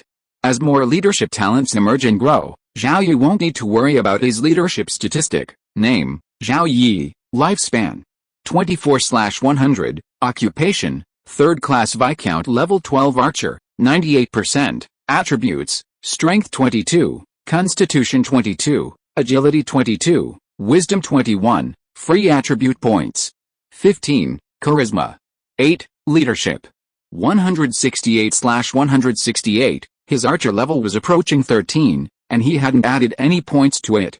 This was mainly because Zhao Yi's weapon was quite good, and relying on it significantly boosted his strength, making adding points irrelevant. He had been saving his free attribute points. Now he was going to add some wisdom. Putting all 15 points into wisdom would bring his command up to 288, finally bringing all his archers under his control. Zhao Yi didn't hesitate to put all his free attribute points into wisdom. Becoming an archer was simply a personal preference. At this point, it seemed like there wasn't much of a problem with being an archer lord, as long as it wasn't an assassin. Many players on the forums have suggested that mages with wisdom points are best suited for the role of lord. However, they fail to grasp the fact that mages have little time to manage their territory and instead require significant time for study and training. Furthermore, mage lords are inferior to warrior and archer lords. Warrior lords are easier to acquire, have high defense, and relatively fast growth, making warrior lords the most common type among the natives. Zhao Yi didn't dwell on allocating all his free attribute points to wisdom for a simple reason: he could change classes, after which his free attribute points would be returned and he could reinvest them. If possible, Zhao Yi would prefer a quadrilateral class with well-rounded attributes, high defense, melee combat, and spellcasting, without the dwindling free time of mages. Ideally, he would also be able to use a bow and crossbow. There are several such classes on the Origin continent, and it all depends on luck, whether he can find a job change scroll from a treasure chest, or seek out a native class mentor to change. Chapter 60, Full Preparation for War. Today's territory was promoted, and now Zhao Yi needed to do his utmost to boost its combat power. He sold his valuable light attribute gold staff. With the added power of Krypton Gold, the territory's combat power would be significantly boosted. Then, Zhao Yi turned his attention to his card pack and placed all the unused cards he had opened from the treasure chest into his card pack. There were currently 10 cards remaining. These were 4 gold cards: Unwavering as a Mountain, Leading by Example, Stoniskin Skill Inheritance Stone, and Advanced Alchemy Workshop Construction Blueprints; 4 silver cards: Micro Teleportation Array, Basic Smelter, 1000 Civilian Recruitment Scroll, and 1 Gin of Mithril, and 2 iron cards, 2 level 1 advancement stones. The following items were available: Unwavering as a Mountain, Leading by Example, and level 1 advancement stone. Both Legion skills were intended for those with a leadership talent. Given the value of Legion skills, they should be used by those with a leadership talent of at least 2 stars. Currently, the only person under Zhao Yi who is best suited to using Legion skills is Elliot, the dual 3-star domination swordsman. Of course, Zhao Yi himself can also use them. Zhao Yi placed 2 legion skills in front of Elliot, allowing him to choose. After much hesitation, Elliot chose, leading the way. This suited Elliot's class better, as warriors charge at the front. The remaining, unwavering as a mountain, was used by Zhao Yi himself. This was a legion skill more suitable for defense, and given the current situation in the territory and his own position, it was just right for him. Next came the 2, level 1 advancement stones.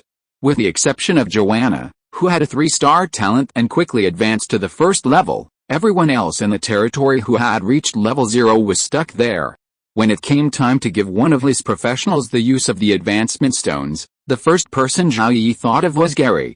Zhao Yi placed the advancement stone in front of Gary, allowing him to choose. Gary said without hesitation, "My lord, I don't need it. I feel I can advance after 1 or 2 more battles." Advancement on one's own was best, saving on advancement stones. Yesterday, Zhao Yi ordered Benson and Gino to buy advancement stones at the market, but a whole day passed without buying a single one. Either someone else had snatched them up first, or they gave up because the price was too high. Now that he could obtain more treasure chests by adding annexed territories, Zhao Yi had made treasure chests his primary source of advancement stones. He would continue to do so if he could find advancement stones at market prices that didn't exceed the market price. Gary, a 2-star talent, didn't use advancement stones, and Luke, a 2-star archer, didn't choose one either. Ultimately, Zhao Yi gave advancement stones to 2 1-star archers, adding 2 more first-level archers to the territory. 2 tracking arrow skill books would arrive from the market soon. Shortly after Zhao Yi promoted the 2 archers, Cici arrived. He had already selected 2 locations suitable for establishing new annexed villages. One was at the western end of the territory, about 4 kilometers from Zhaotown, and the other was 5.6 kilometers southeast of Zhaotown, also south of Tishi village. After a brief discussion, the 2 decided to build a second annexed village to the west of Zhaotown, one east of Tishi village and the other west of it. The undead attacking both villages and the town all originated from the cemetery to the southwest, preventing the 2 undead from merging. After making the decision, Saixi began dispatching personnel to first identify and then build a road. The road to the second annexed village wouldn't be much longer than the one to Tishi village, and with the help of earth mages, building a road and even a bridge wouldn't be difficult. The road would definitely be completed today, and the village could also be slightly renovated. By tomorrow, the second annexed village would be ready for occupancy. The entire territory was bustling with activity, along with road and village construction, to advance the territory. Zhao Yi arrived at Tishi village in a carriage driven by Jimmy. The rudimentary smelter hadn't been built yet, so Zhao Yi planned to install it next to Tishi village tomorrow. Ironstone village also had a mission today. Under the command of apprentice alchemist Tim, dozens of miners were clearing out the abandoned indigenous mines in preparation for the resumption of work. The smelter couldn't operate without iron ore. Zhao Yi reminded Tim that safety was paramount when mining, and that safety must not be neglected in the name of increasing ore production. Lord, your words are my guiding principles. With me here, there will be no problems, Tim assured repeatedly. With the establishment of Ironstone Village, the territorial system was gradually improving. Ironstone Village had both a political and military system, village chief Ian, who governed the village, and garrison captain, company commander, Johnson, who protected the village.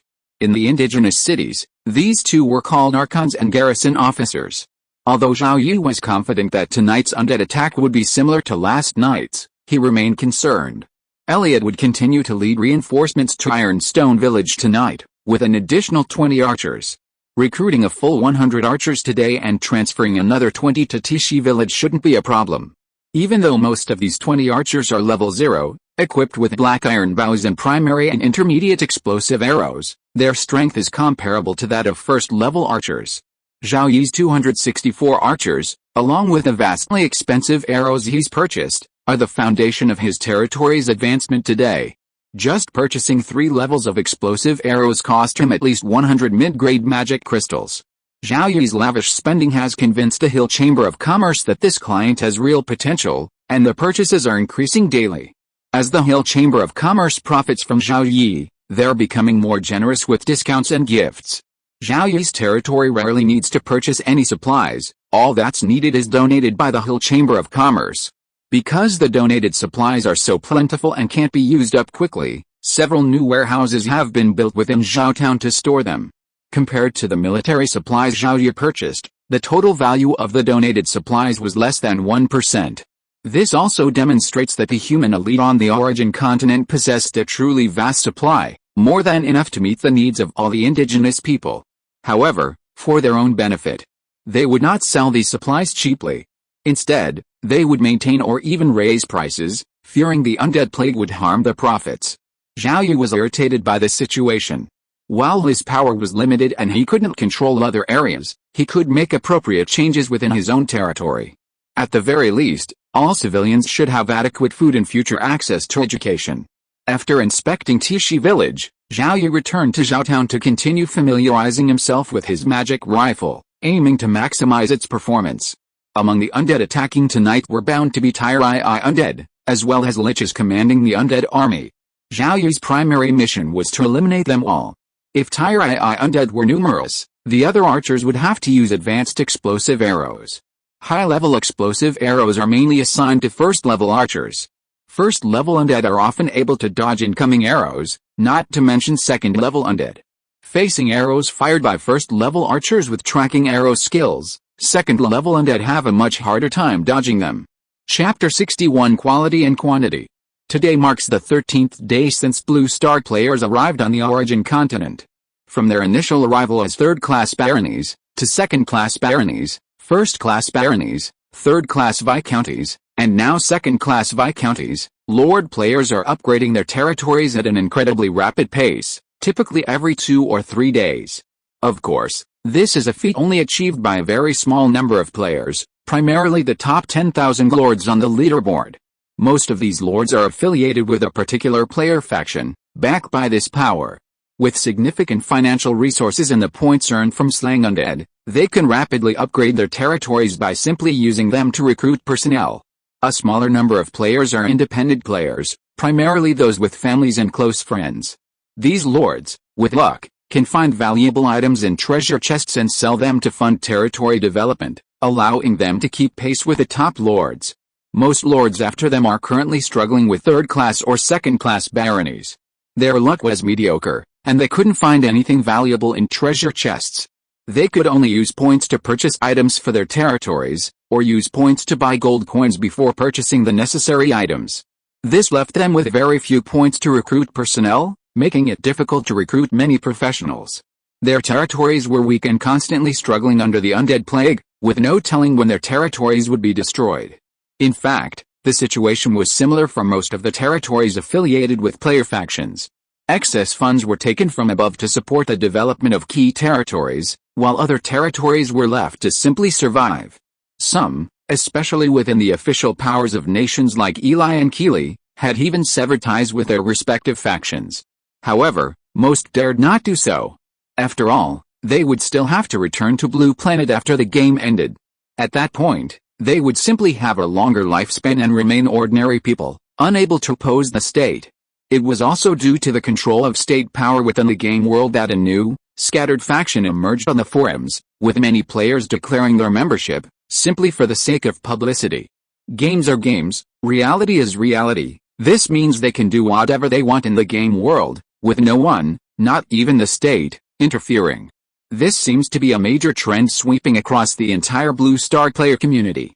It's expected that major powers will only be able to attract players with practical benefits.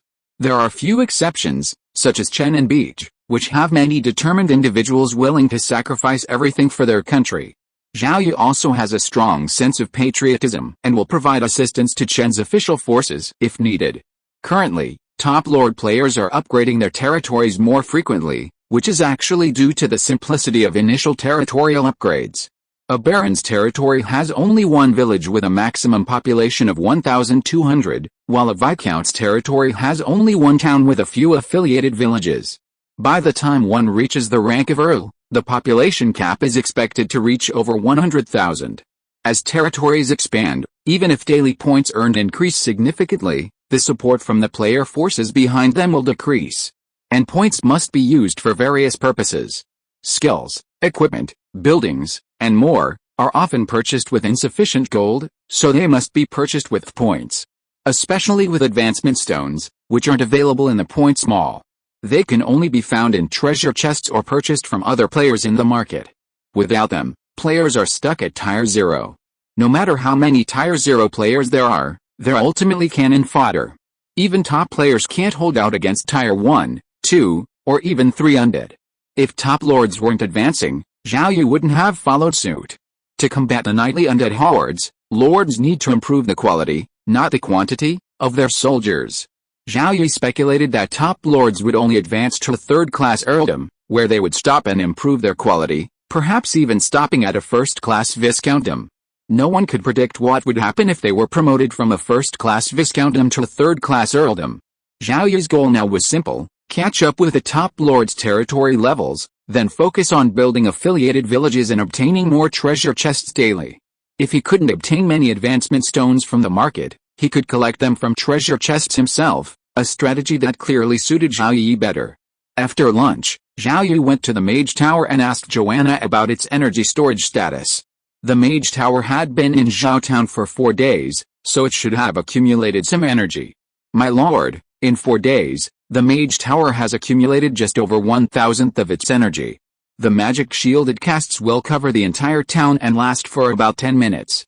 This energy is enough to cast up to 3 second-level offensive spells. Zhao Yi was speechless at the thought of accumulating just 1,000th of its energy in 4 days.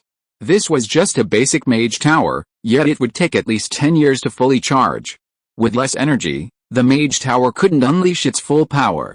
It wasn't that it only reached full power, it could reach full power with at least 10% of its energy, though for a shorter duration. 10 years to fully charge wasn't unacceptable for a mage. After all, as their rank increased, their lifespan also increased. Mages from less powerful factions had to reach at least the 4th rank to have their own Mage Tower, and a 4th rank mage had a lifespan of 300 years. Of course, besides relying on the Mage Tower's own energy, one can also use magic crystals or other methods to increase its energy reserves. Even a basic Mage Tower consumes an unimaginable amount of magic crystals for Zhao Yi at this point, so it's best to let it slowly accumulate energy. Zhao Yi told Joanna to prepare, as the Mage Tower would also be participating in the battle tonight.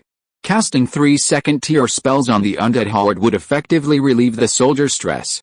However, Joanna needed to command the other mages on the front lines, so she needed another mage to operate the Mage Tower's spells. Joanna recommended the nature mage Dylan. There were currently 5 first-tier mages in the territory, including Joanna and the 4 she had directly recruited. Dylan was one of them, possessing a 2-star nature mage talent. Dylan was currently training in the Mage Tower. When they met, Zhao Yi granted him the tower's 3rd authority. Knowing he would be operating the Mage Tower to cast spells against the undead tonight, Dylan was excited. For a first-tier nature mage, using the rapid growth spell to accelerate plant growth was essential. A low-level support class, Dylan has a heart for killing, and now he finally has his chance. Dylan, will wreak havoc tonight. Zhao Yi didn't know what was going on inside Dylan's mind.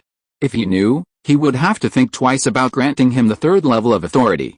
If you're listening to this novel on a channel other than Fanfic World, it means they downloaded and uploaded it without effort.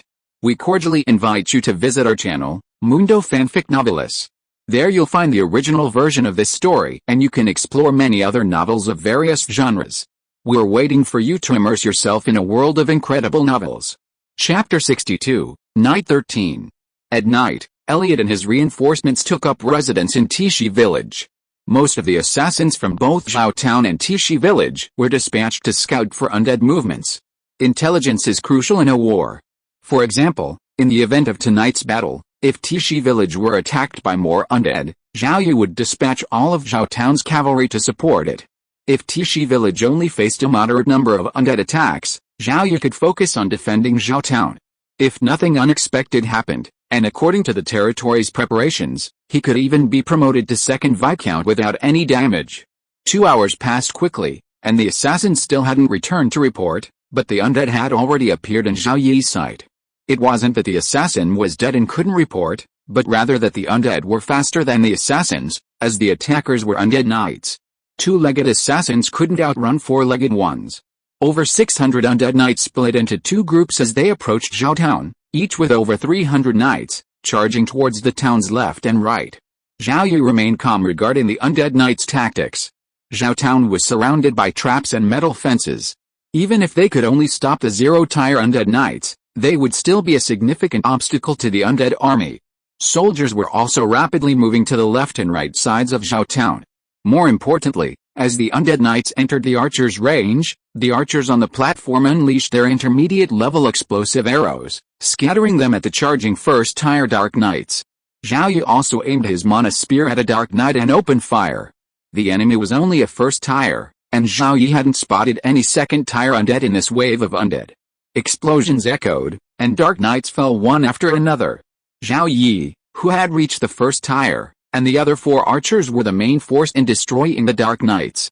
The other 2 first-tier archers were in Tishi village, one of whom temporarily held Zhao Yi's golden crossbow. The knights charged with great speed, and the dark knights were even able to leap over traps and charge forward.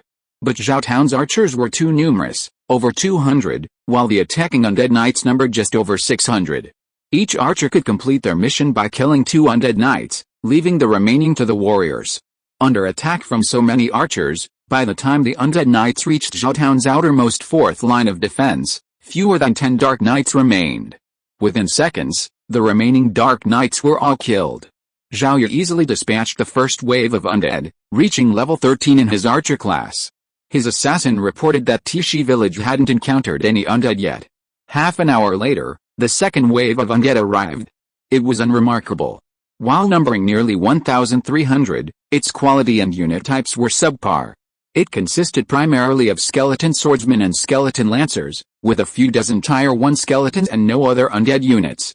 The situation with this second wave of undead made Zhao Yi a little concerned about the third wave. The second wave of undead was merely cannon fodder. The third wave would be the true formidable foe. Just over 10 minutes after easily dispatching the second wave of undead, the third wave appeared. There were a full 1,400 undead, including over 300 skeleton archers, over 200 ghosts, over 100 first-tier undead, and 9 second-tier undead, including a second-tier lich. With such a formidable lineup, and with the lich leading the charge, any territory occupied by players ranked below 1,000 on the leaderboard would likely be completely overwhelmed. Judging by the third wave's formation, it seemed they weren't planning any tactics, aiming to crush Zhao Zhen head-on. Who was afraid of whom? Zhao Yi grabbed his mana spear, consuming 100 low-grade magic crystals to recharge it. As soon as the lich came within 500 meters, he would dispatch it and most of the surrounding second-tier undead with a single shot. 800 meters, 700 meters, 600 meters, 500 meters. Before they reached their target, the lich stopped. Zhao Yi felt a headache. It seemed his prediction had come true. Every time a lich attacked his territory, they were killed. None of them returned. The new liches stayed farther away each time. Fortunately, they were still within the range of the magic gun. Aim, fire. A light blue beam shot straight at the lich. The second-level lich reacted faster, moving to the side while having its second-level skeleton guards block the beam. The next moment, the beam struck a second-level skeleton, and as the energy gathered, it exploded. The immense force of the explosion shattered the skeleton, severely wounding the nearby lich and other first and second-level skeletons. The lich screamed and tried to escape, while the undead army ahead rushed madly towards Zhao Zhen. In seconds, a light blue beam, consuming 30 low-grade magic crystals, carried the severely injured lich away. The outcome was decided. Although the lich was dead, and several second-tier undead had been eliminated along the way, other second-tier undead remained on the battlefield. Without the lich's command, this third wave of undead was also extremely powerful. The zero-tier archers attacked the skeleton archers, while the first-tier archers and Zhao Yi focused on the second-tier undead first. Once the second-tier undead were dead, they moved on to the first-tier undead. Soon after, a massive crimson fireball erupted from the primary mage tower in Zhao Town, slamming into the center of the undead army and exploding. The violent blast instantly engulfed hundreds of undead. A second, massive explosive fireball was expected soon, but the tower's energy was sufficient for a third, which Zhao Yi abandoned. Energy was too slow to accumulate. He used it all tonight, and would need to consume magic crystals to replenish it tomorrow night. With 2 massive explosive fireballs destroying over 200 undead tonight, eliminating the remaining undead was much easier.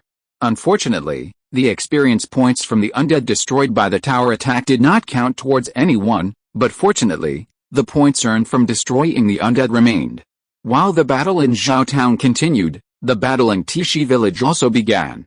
Archers from the Tishi village garrison and support teams unleashed their fire upon the incoming undead. This time, the undead army attacking Tishi village remained without a lich to command, which was good news. When the archers had nearly eliminated the incoming undead, Elliot, newly granted the Lead the Legion skill, charged forward, cleaving the head of a skeleton soldier just as it was about to emerge from a trap with a single blow.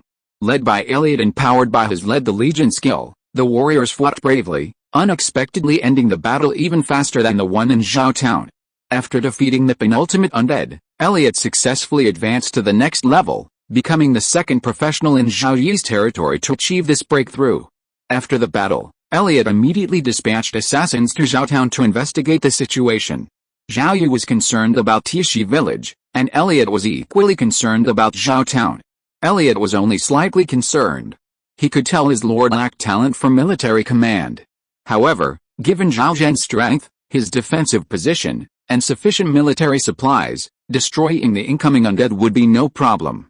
Having already been promoted to higher rank, Elliot would soon receive a new assignment. He wondered how many soldiers his lord would assign to him. Chapter 63 Righteousness. The battle was finally over. Having vanquished 3 waves of undead in a row, even though each battle was relatively short, Zhao Yi and all the soldiers were exhausted and needed a rest. The news that Tishi village had successfully defeated the incoming undead brought a sigh of relief to Zhao Yi. While the battle in Tishi village didn't affect the territory's advancement, Tishi village was still part of the territory, and any casualties there would be heartbreaking. After returning to the defense line to rest, Zhao Yi opened the system panel to check the changes following the battle. The archer class had reached 86% of level 13 and would reach level 14 tomorrow night. That's a respectable level, and with the establishment of more affiliated villages, the pace would only accelerate. 2 of his pros had also advanced to the next level tonight, Elliot and Gary. Gary finally advanced. Zhao Yi sighed inwardly. Even for 2-star pros, advancing to the next level was difficult. For 1-star pros, the difficulty was probably 10 times greater. However, for 3-star pros, advancing to the next level was almost non-stop. Without the arrival of blue star players, talent truly means everything on the Origin continent. Looking at the points, Zhao Yi had slain over 4,000 undead tonight across the 2 battlefields, surpassing 120,000 points. After tomorrow morning's evaluation points are added, this number should reach 200,000, more than triple yesterday's total. It was truly a plethora of points, but Zhao Yi wasn't surprised. After all, with 200,000 points, recruiting Tier 0 archers would yield over 600, roughly the same number of professionals Zhao Yi currently had under his command. But what good would a larger number of Tier 0 professionals do? Tier 0 archers, with a black iron bow and explosive arrows, could only eliminate Tier 1 and Tier 2 undead. And because they lack the tracking arrow skill, their accuracy decreases with each level of undead slain. When Zhao Yi first reached Tier 1, the points mall offered Tier 1 professionals, requiring 10 times the points of a Tier 0. At that time, Zhao Yi felt it was a waste of time. He would rather recruit 10 Tier 0 professionals than just 1 Tier 1. With enough time, he could train a Tier 0 professional into Tier 1 professional. Plus, he could find a Tier 1 professional recruitment scroll from a treasure chest, which seemed sufficient. However, the situation changed rapidly. The incoming undead were becoming increasingly powerful. If archers didn't kill the Tier 1 and Tier 2 undead beforehand, the mostly Tier 0 warriors wouldn't be able to engage the undead in melee combat and would be instantly killed. Furthermore, most professionals had talents.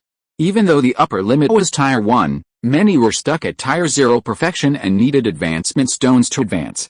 Advancement stones were already scarce, and other advancement aids on the market were also quite expensive, with the added bonus of varying prices. In this situation, with a daily surge in points earned, it became possible to directly recruit Tier 1 professionals.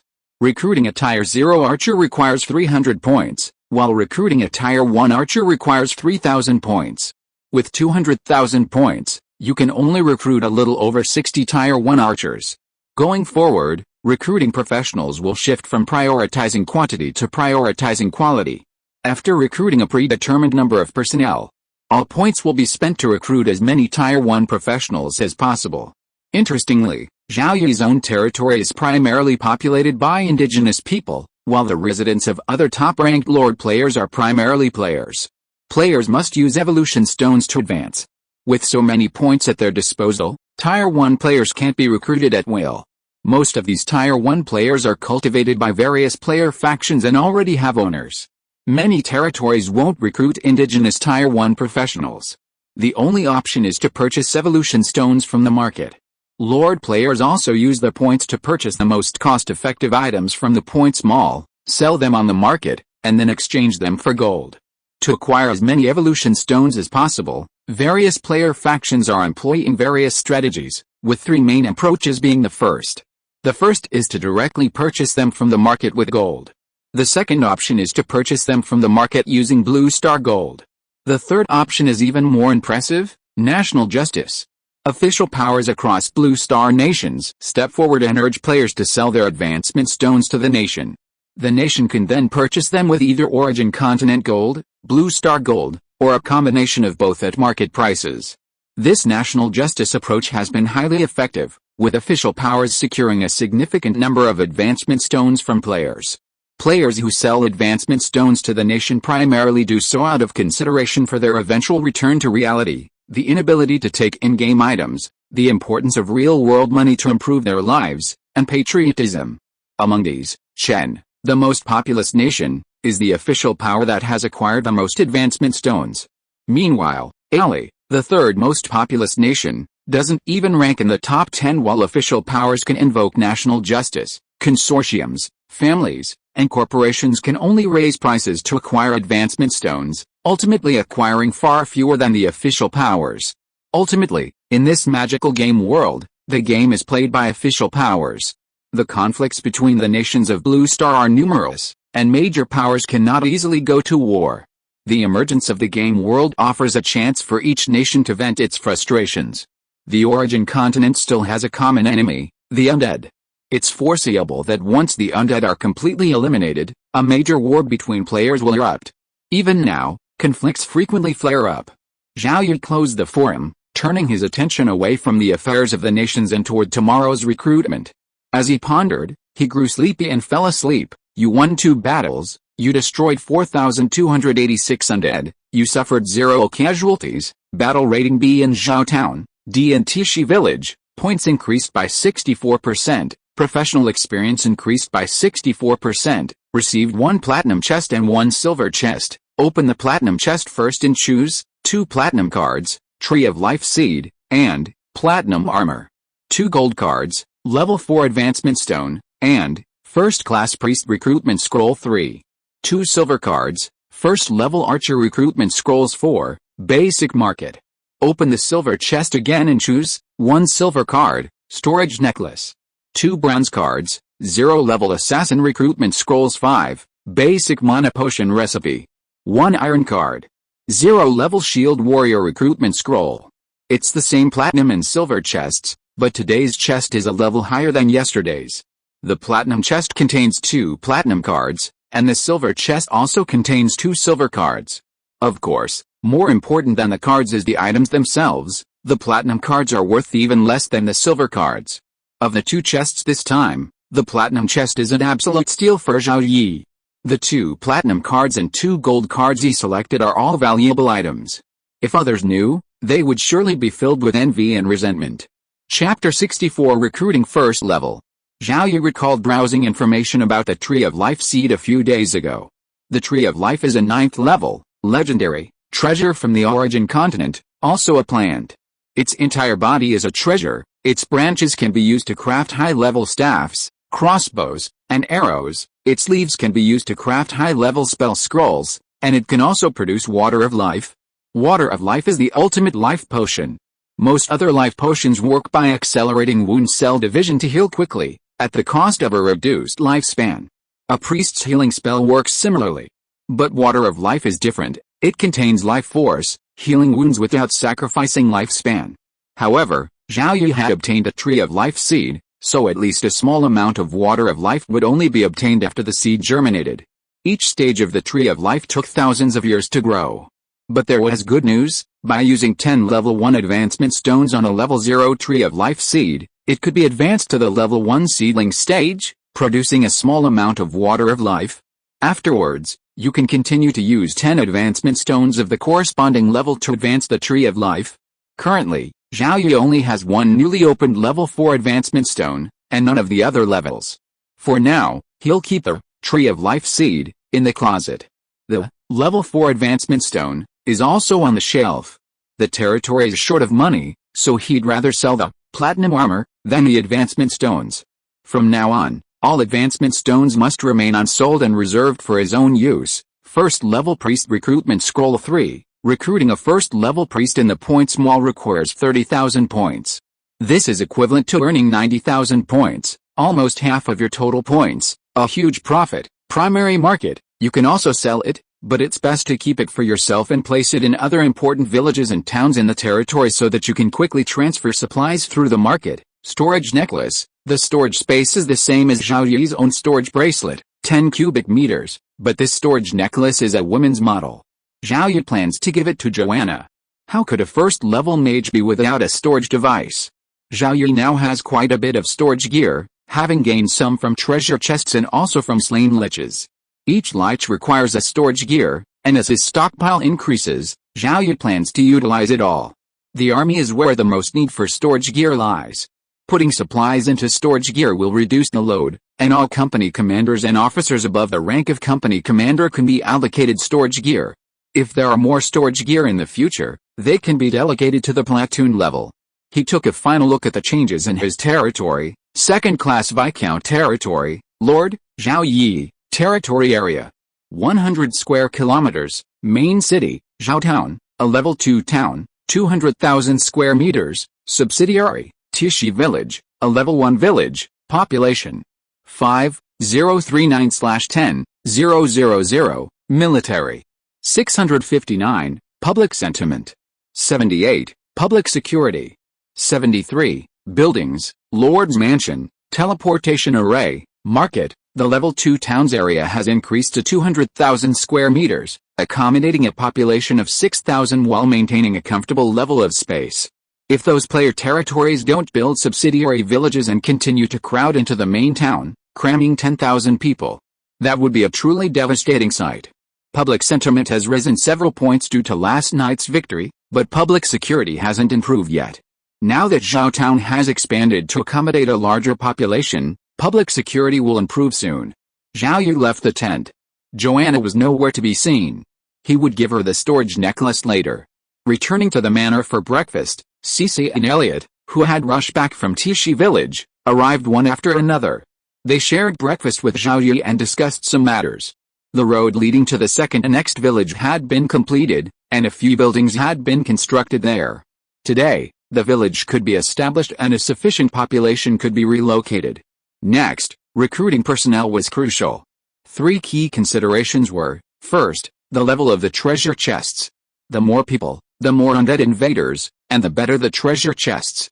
Second, the third and next village in the territory needed to be established. The second village would be established today, and the third would follow in 2 days. Ideally, by the time the third village was established, the territory's population would reach the upper limit of a second-class viscountship. If a territory was promoted to first-class viscountship, it would be promoted accordingly. Third, the territory couldn't increase its population too much all at once, as this would significantly impact public sentiment and public security. Therefore, a multi-day recruitment plan could be formulated. After a brief discussion, the 3 decided that the second and next village's population should ideally reach the upper limit of 1,200, and Zhao Town's population should also reach over 5,000.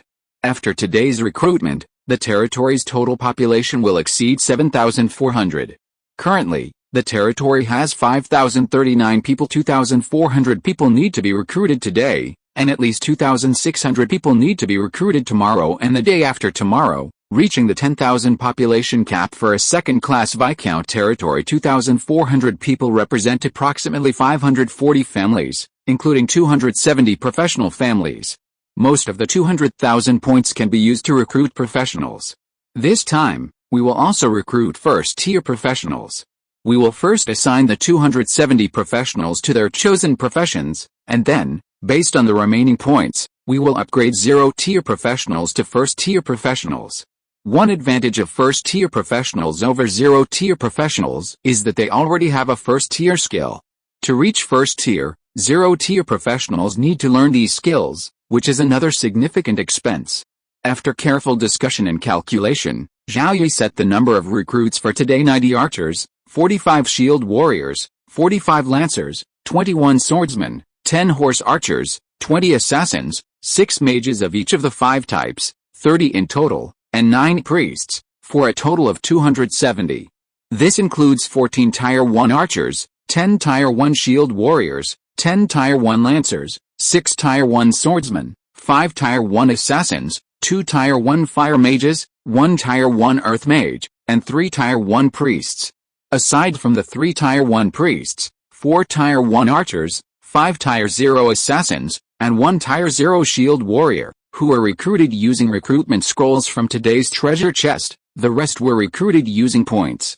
For non-professionals, 15 officials, 10 merchants, 3 prospectors, 42 artisans, and 200 farmers and miners were recruited, for a total of 270.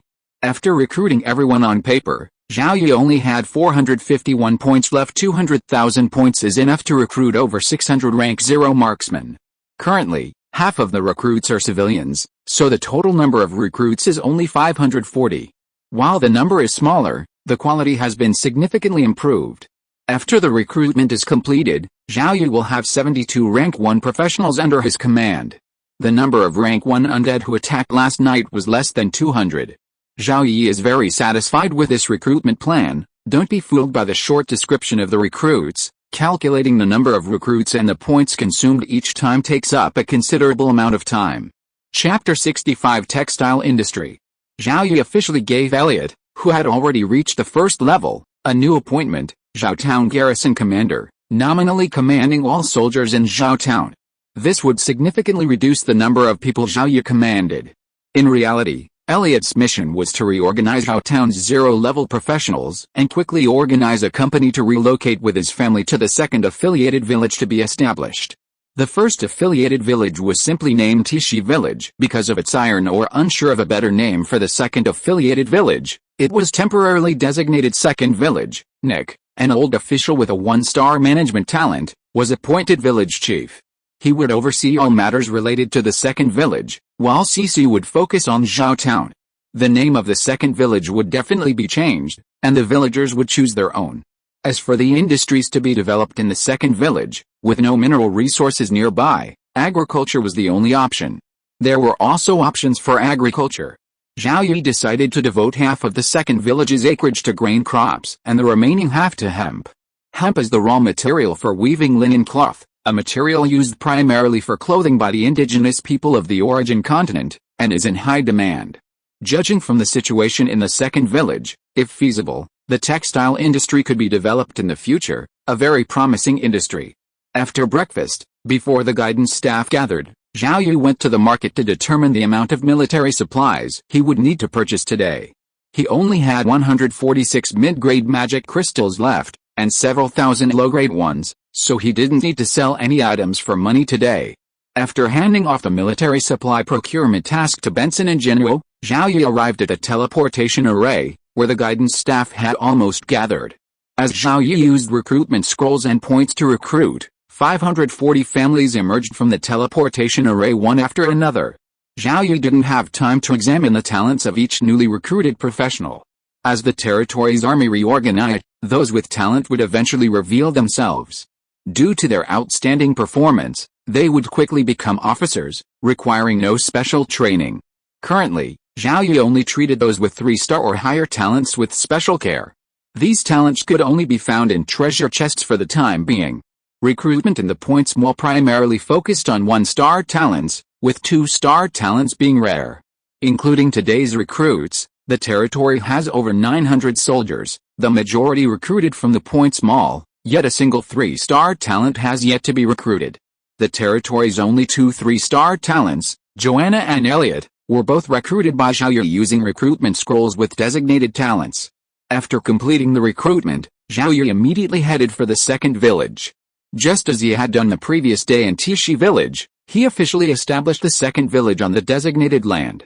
The sunlight that shone brightly on the second village's land suddenly became intense, rapidly purifying the aura of death from the earth and making it suitable for long-term habitation. Once the sunlight returned to normal, civilian families were first relocated to the second village. Primarily those newly recruited today. In Zhao Town, Elliot was establishing the second village garrison, a company-sized unit commanded by Leslie, a double domination archer. Zhao Yi's command of those with a domination talent was truly limited. Establishing a third garrison might require transferring Ted, the deputy company commander of the Tishi village garrison. The second village garrison, like the Tishi village garrison, is a standard company, fully equipped with archers, shield warriors, spearmen, mages, and priests. Regarding the cavalry, each company consists of a 9-man cavalry squad, and Elliot has transferred 9 archers to that squad. The territory has a total of 15 archers, and the remaining 6 will be transferred to the Tishi village garrison today, replacing the 6 heavy cavalry from the Tishi village garrison. Heavy cavalry is unsuitable for a village garrison, at least a regimental level unit with heavy cavalry is required. Archers are best suited for village garrisons. Archers can dismount and serve as archers, providing a vital defense against the undead and significantly enhancing the garrison's combat effectiveness. Archers are currently in short supply within the territory. During tomorrow's recruitment, Elliot will remind the Lord to recruit more archers. Tier 0 archers are sufficient. Once the second village garrison is established and disbanded, they will move with their families to the newly established second village. The soldiers have no complaints. Once they reach Tier 0 perfection, they will return to Zhao Town to await advancement to Tier 1. The opportunity to advance to the first rank was sufficient. They had seen countless 1-star professionals stuck at the 0 rank, potentially never reaching the first rank in their lifetimes. Elliot's affairs weren't over yet. He would continue to reorganize the 0 rank professionals in Zhao Town. Due to the limited number of professionals with leadership talent, while they were still organized into companies, company commanders hadn't yet been appointed, allowing the platoon leaders to compete. High-performing platoon leaders would have the opportunity to become company commanders, and transferring a company commander from outside, such as Ted from Tishi village, wasn't ruled out. The territory was rapidly developing, and so were the professionals. It was expected that within a few days, all companies would have a company commander, one with leadership talent. All the 0 rank professionals would be reorganized, while the relatively small number of first rank professionals would be placed in a separate team, with Joanna as captain. This was the decision Zhao Yi made this morning. Zhao Yi commanded a total of 929 professionals, and in addition to the 2 already organized companies, he could create 3 more. The main problem was a shortage of shield warriors and spearmen, a significant excess of archers, and a shortage of cavalry archers. Tomorrow's territory recruitment will certainly require consideration of reorganization. The missing shield warriors, spearmen, and archers must be recruited in larger numbers. Maintaining a larger number of archers is fine. After all, with the territory's advancement, only the main city will encounter more undead. The extra archers should be a separate unit. Zhao Yi returned to Zhao Town and met with only the officers above the platoon leader level in the second village garrison to give him some instructions. He then left Zhao Town and headed for Tishi village. Today, they were going to open the primary smelter. With the addition of earth mages, the iron mines should resume operations more quickly, and trial mining could begin tomorrow. Preparations also needed to be made for the smelter. As Zhao Yi placed a model of the primary smelter on the ground, it rapidly expanded, eventually transforming into a smelter covering approximately 3,000 square meters. Tim excitedly followed Zhao Yi into the smelter. As an alchemist apprentice, the prospect of managing a primary smelter was something he hadn't imagined. Even just for a short period of time, Tim was so excited that he couldn't sleep for several days. Zhao Yi even promised that if Tim's alchemist class was quickly promoted, the word acting would be removed. However, the journey from apprentice to true alchemist was not so simple. While combat classes could rapidly level up by slaying undead, alchemists could only advance through study and practice. The interior of the smelter differed significantly from the smelter Zhao Yi had seen on Blue Star. After all, it was a magical creation, filled with numerous arrays, some for accumulating energy, others for smelting ore, and a variety of other functions. Ultimately, pure iron with very few impurities could be produced, and even steel could be directly smelted. This required a steel formula, of which Tim possessed several relatively simple ones. Weapons crafted from this smelted steel were inferior to the weapons carried by professionals. Chapter 66, Feelings. It was already noon when Zhao Yi returned to Zhaotown from Tishi village, time for lunch. During his lunch break, Zhao Yi browsed the forums to gather information. With a surge in demand for advancement stones in player territories, advancement stones had become a hot topic of discussion in recent days. Players needed advancement stones to advance, but they weren't easy to come by. Many players, fortunate enough to find one in a treasure chest, posted it on the forums to show off, drawing the envy of many other players. Even with the ever-increasing market price of a level 1 advancement stone, it was currently only around 100 low-grade magic crystals. Converted into blue star currency, it would be at least 100,000 Chenguo coins. While 100,000 wasn't a huge amount, it was more trustworthy. If the price were ridiculously high, players with advancement stones would be worried about being denied payment upon returning to Blue Star, since they wouldn't have any written proof. Zhao Yi wasn't interested in posts about advancement stones. He had already prioritized opening treasure chests as a way to acquire advancement stones in the future. He was more interested in the status of other players' territories than advancement stones. There's no official announcement yet regarding the promotion to first class Viscount. Player territories at the top of the leaderboards have become much more cautious in the face of the increasingly powerful undead. The surge in demand for advancement stones is one manifestation of this. Some player territories have even shifted their focus from player recruitment to natives, directly recruiting first-class professionals. The top player territories have all shifted their focus from quantity to quality. Closing the system panel, Zhao Yi pondered his afternoon tasks. It seemed like there wasn't much to do. He'd already finished his morning duties, and the afternoon would primarily be spent inspecting Zhaotown and practicing archery. Soon, Zhao Yi remembered something he hadn't done, distributing storage equipment. After lunch, Zhao Yi's first stop was the Mage Tower. Upon arriving, he learned from the tower spirit that Joanna was training on the top floor. This top floor, also the 5th floor of the Mage Tower, was the personal quarters of the tower's owner. As the tower's highest authority, Zhao Yi's room should belong to him. However, Zhao Yi wasn't a mage and rarely visited the tower, so he left the top floor to Joanna. Ever since the Mage Tower was built in the territory, Joanna had been there all the time, except when on missions. She had even neglected her younger brother, Jay, leaving him to fend for himself. It was truly pitiful for a child without a father or mother, and now his sister, who had relied on him for everything, hadn't cared about him either. His fate was truly miserable. Thanks to his sister's status, Jay enjoyed some privileges within the territory, training with the warriors and expecting to join the territory's army in the future. Arriving at the 5th floor of the Mage Tower, Zhao Yi knocked on the door despite being able to open it directly with his own authority. It took nearly 10 seconds for Joanna to open the door. Her robes were slightly disheveled, as if she had hurriedly put them on due to the sudden arrival. She simply adjusted them briefly before opening the door. "Lord, may I help you?" Joanna asked softly upon seeing Zhao Yi. "Nothing. I just came to visit the Mage Tower and give you some equipment I just received." Equipment? Joanna sounded slightly puzzled. Zhao Yi summoned the system panel and selected the silver card, storage necklace, from his card pack. A few seconds later, a halo of light beamed a beautiful sky blue sapphire necklace to Zhao Yi. Zhao Yi took the necklace and handed it to Joanna. As a mage, Joanna could sense that this wasn't just a necklace, it was a storage device. From its appearance, she could tell it wasn't just some low-level storage device. At least for a first-level mage like her, this storage device was incredibly valuable and beautiful. Furthermore, it was a necklace, a gift from the Lord. Suddenly, a flurry of thoughts raced through Joanna's mind, some of which even made her feel a little shy. Seeing that Joanna hesitated to accept the necklace, Zhao Yi asked, "Do you want me to put it on you?" "No, no thanks, Lord." Joanna hurriedly accepted the necklace. The gift had been delivered, and Zhao Yi was about to take his leave. Only when the Lord came downstairs did Joanna look away, clutching the necklace tightly in her hands, her face flushing slightly. Her brief acquaintance with Zhao Yi had brought profound changes to Joanna's life: a mage tower, a silver robe, storage equipment.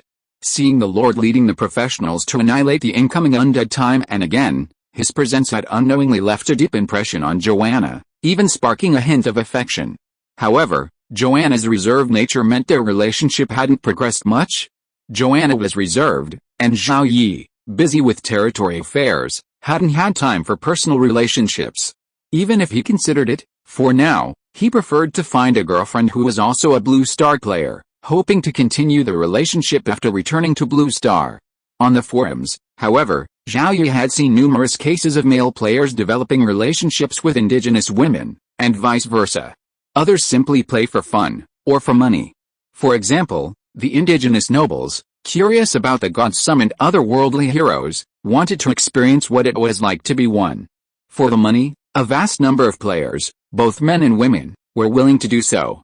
More importantly, the in-game body wasn't their real body, whatever form it took wouldn't affect their real body, leading to all sorts of tricks. Zhao Yi only tried a few of the content that easily resulted in 404 errors. After leaving the Mage Tower, Zhao Yi wandered around Zhao Town, even visiting the homes of the locals. This action boosted the loyalty of many of the locals, so much so that after his inspection, both public sentiment and public safety in the territory increased by 1 point. Nearly all the people in the second village had already migrated there, and Zhao Yi, feeling a little concerned about the newly established second village, decided to go back and take another look. Accompanying Zhao Yi were Elliot and a small support team. The situation in Tishi village has stabilized.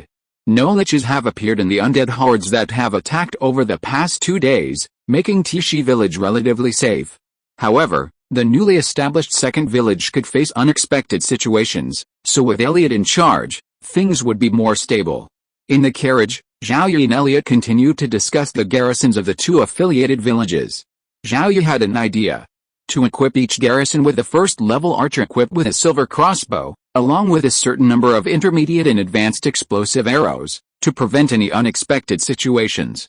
While the silver crossbow's firing rate isn't as high as the silver bow's, its range is longer. Since only one lich typically appears, the purpose of equipping a silver crossbow is to eliminate it. Elliot agreed with the Lord's idea. Considering the rank of the garrison personnel, a first-level archer could serve as deputy captain, deputy company commander, and it would be ideal for the captain of a garrison to also be a first-level professional. Chapter 67 Detailed explanation of common zero-level spells. At night, most of the territory's assassins were dispatched, 2/3 scouting for undead movements, while 1/3 traveled between Zhao Town and its 2 affiliated territories. With only Zhao Yi as a player in the territory and lacking any means of communication, information had to be relayed manually. While player advancement was more difficult than for the natives, players all had their own systems, a crucial advantage. The natives of the origin continent also had various means of communication, such as the market. The market featured not only teleportation arrays but also a network capable of serving as both an online store and instant messaging.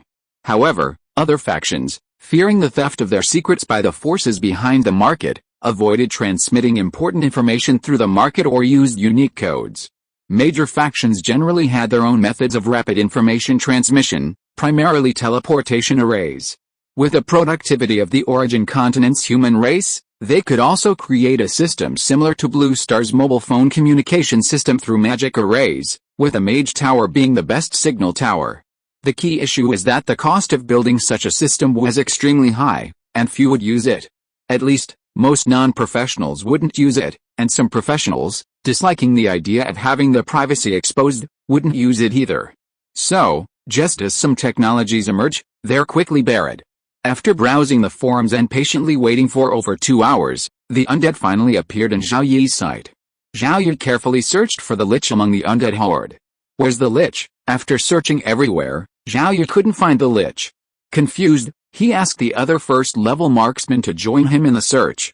A few minutes later, as the undead horde was about to enter the marksman's range, the lich was finally spotted, leaving Zhao Yi feeling both amused and amused. The lich was disguised as a slow-moving, level 0 zombie. There were only a few high-level undead guarding the lich, but with the perceptive eye of a professional, he could still spot a slight difference. This also showed that while the lich still retained its memories and intelligence from life, the intelligence of a low-level lich had declined slightly, making it prone to foolish behavior. Magic gun, charge, aim, fire. Consuming 100 low-grade magic crystals, Zhao Yi dispatched a lich, disguised as a level 0 zombie, with a single shot. The undead army, which had been steadily advancing under the lich's command, rushed frantically towards Zhao Zhen, who exuded a strong aura of life, following his demise. Illuminating the battlefield, archers unleashed their arsenal of arrows at the undead. Zhao Yi and the first-tier archers were responsible for eliminating the first-tier undead, while the zero-tier archers were responsible for eliminating the skeleton archers.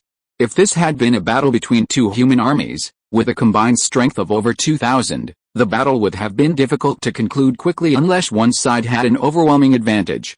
The undead army, numbering over 1,700, presented a crushing advantage over Zhao Zhen, who had fewer than 700. More importantly, the undead army contained second-tier undead, while Zhao Zhen's side had none, and the number of first-tier undead in the undead army was nearly double that of Zhao Zhen's. Zhao Zhen's main advantage was their defensive position, having prepared fortifications, traps, and obstacles. However, with the demise of the Lich commanding the undead army, the battle was over in a mere 15 minutes. The undead horde rushed towards Zhao Zhen as if in suicidal rage, gifting experience points to the professionals and Zhao Yi points.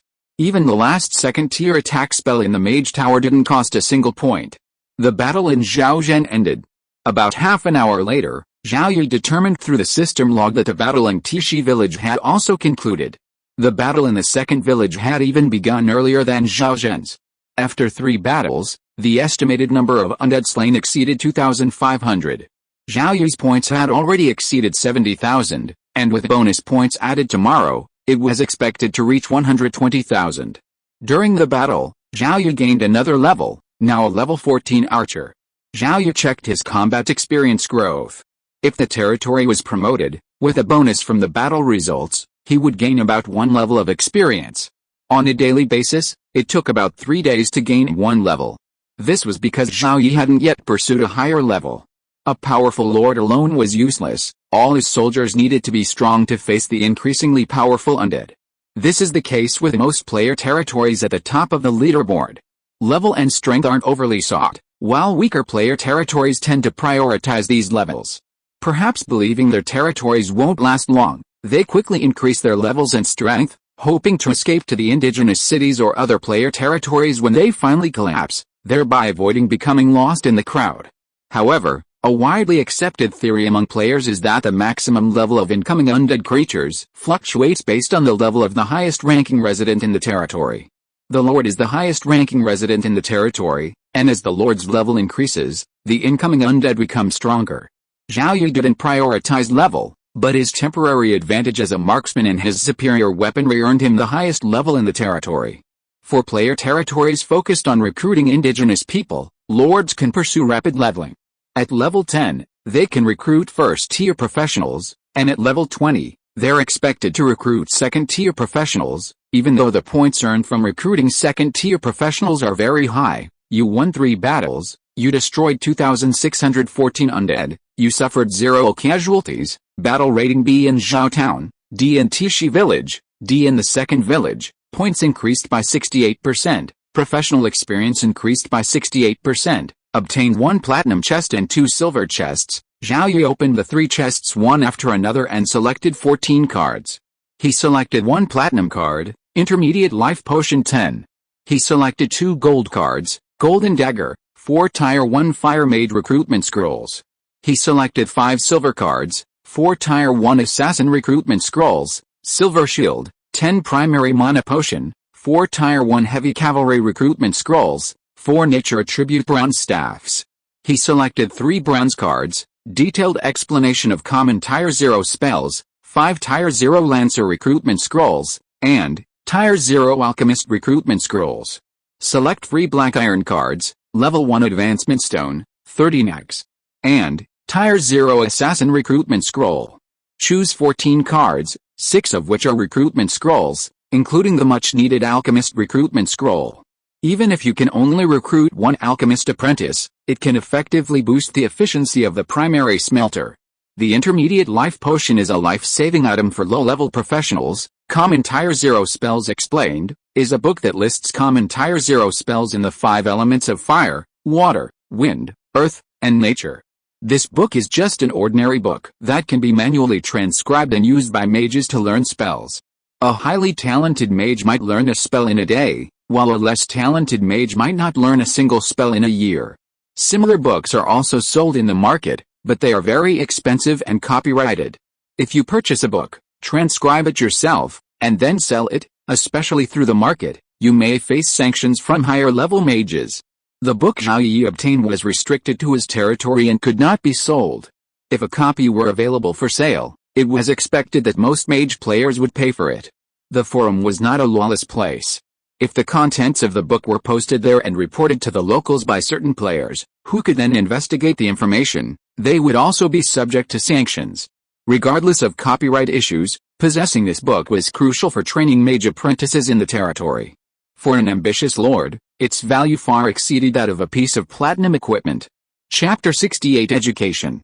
With the appearance of detailed explanations of common zero-tire spells, Zhao Yi's thoughts were preoccupied with establishing a school on the way back to the Lord's mansion.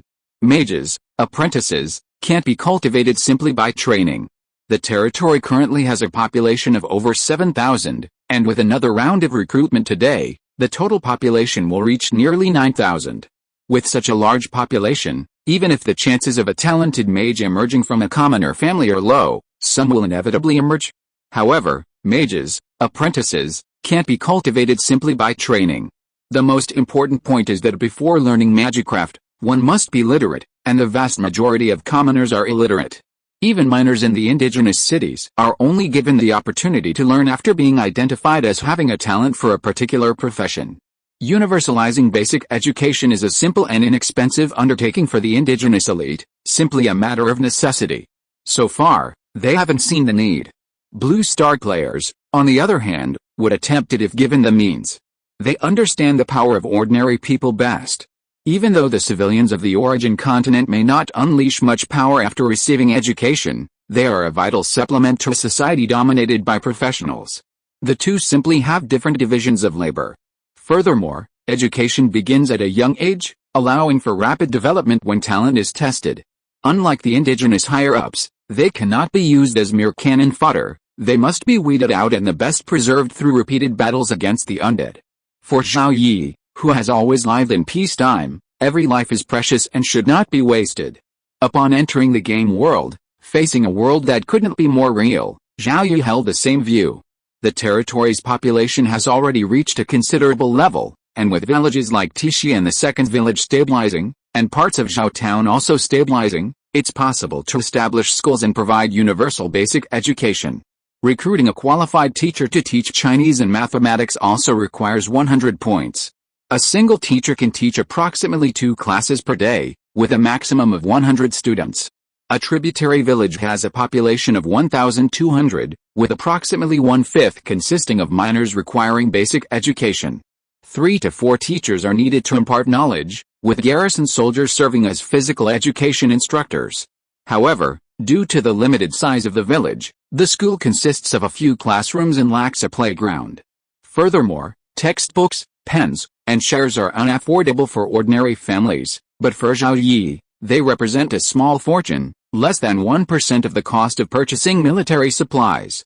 The Hill Chamber of Commerce even donated a batch upon learning of Zhao Yi's purchases. The territory is spending lavishly to procure military supplies to combat the undead. Food, once a major concern, has now been disregarded by Zhao Yi. The territory will undoubtedly have food. However, the territory also needs to develop agriculture, producing essentials like grain and linen to achieve self-sufficiency. This is a necessary step for a territory to grow and prosper. As a citizen of the Chen Kingdom, Zhao Yi is well aware of the Chen Kingdom's plight on Blue Star. Their self-sufficiency has enabled their economy to maintain rapid growth despite sanctions from the Eli Kingdom. You should know that before Chen Nation, numerous other nations were sanctioned by the Eli Nation, with economic collapse being the least of their consequences. Despite the good relations between players and the indigenous people on the origin continent, the indigenous people hope that the arrival of otherworldly heroes will help them annihilate the undead. Once the undead are annihilated, the indigenous people will inevitably clash with the players who have already occupied large swathes of the origin continent. If a player's territory relies on the indigenous people for all its resources, once the indigenous people cut off the player's supply, the player's territory will be ruined. This wasn't just Zhao Yi's concern, all the major factions on Blue Star had also considered it, and there were even numerous related posts on the forum. With the arrival of Cece and Elliot, who had rushed back from the second village, the three of them discussed today's affairs over breakfast.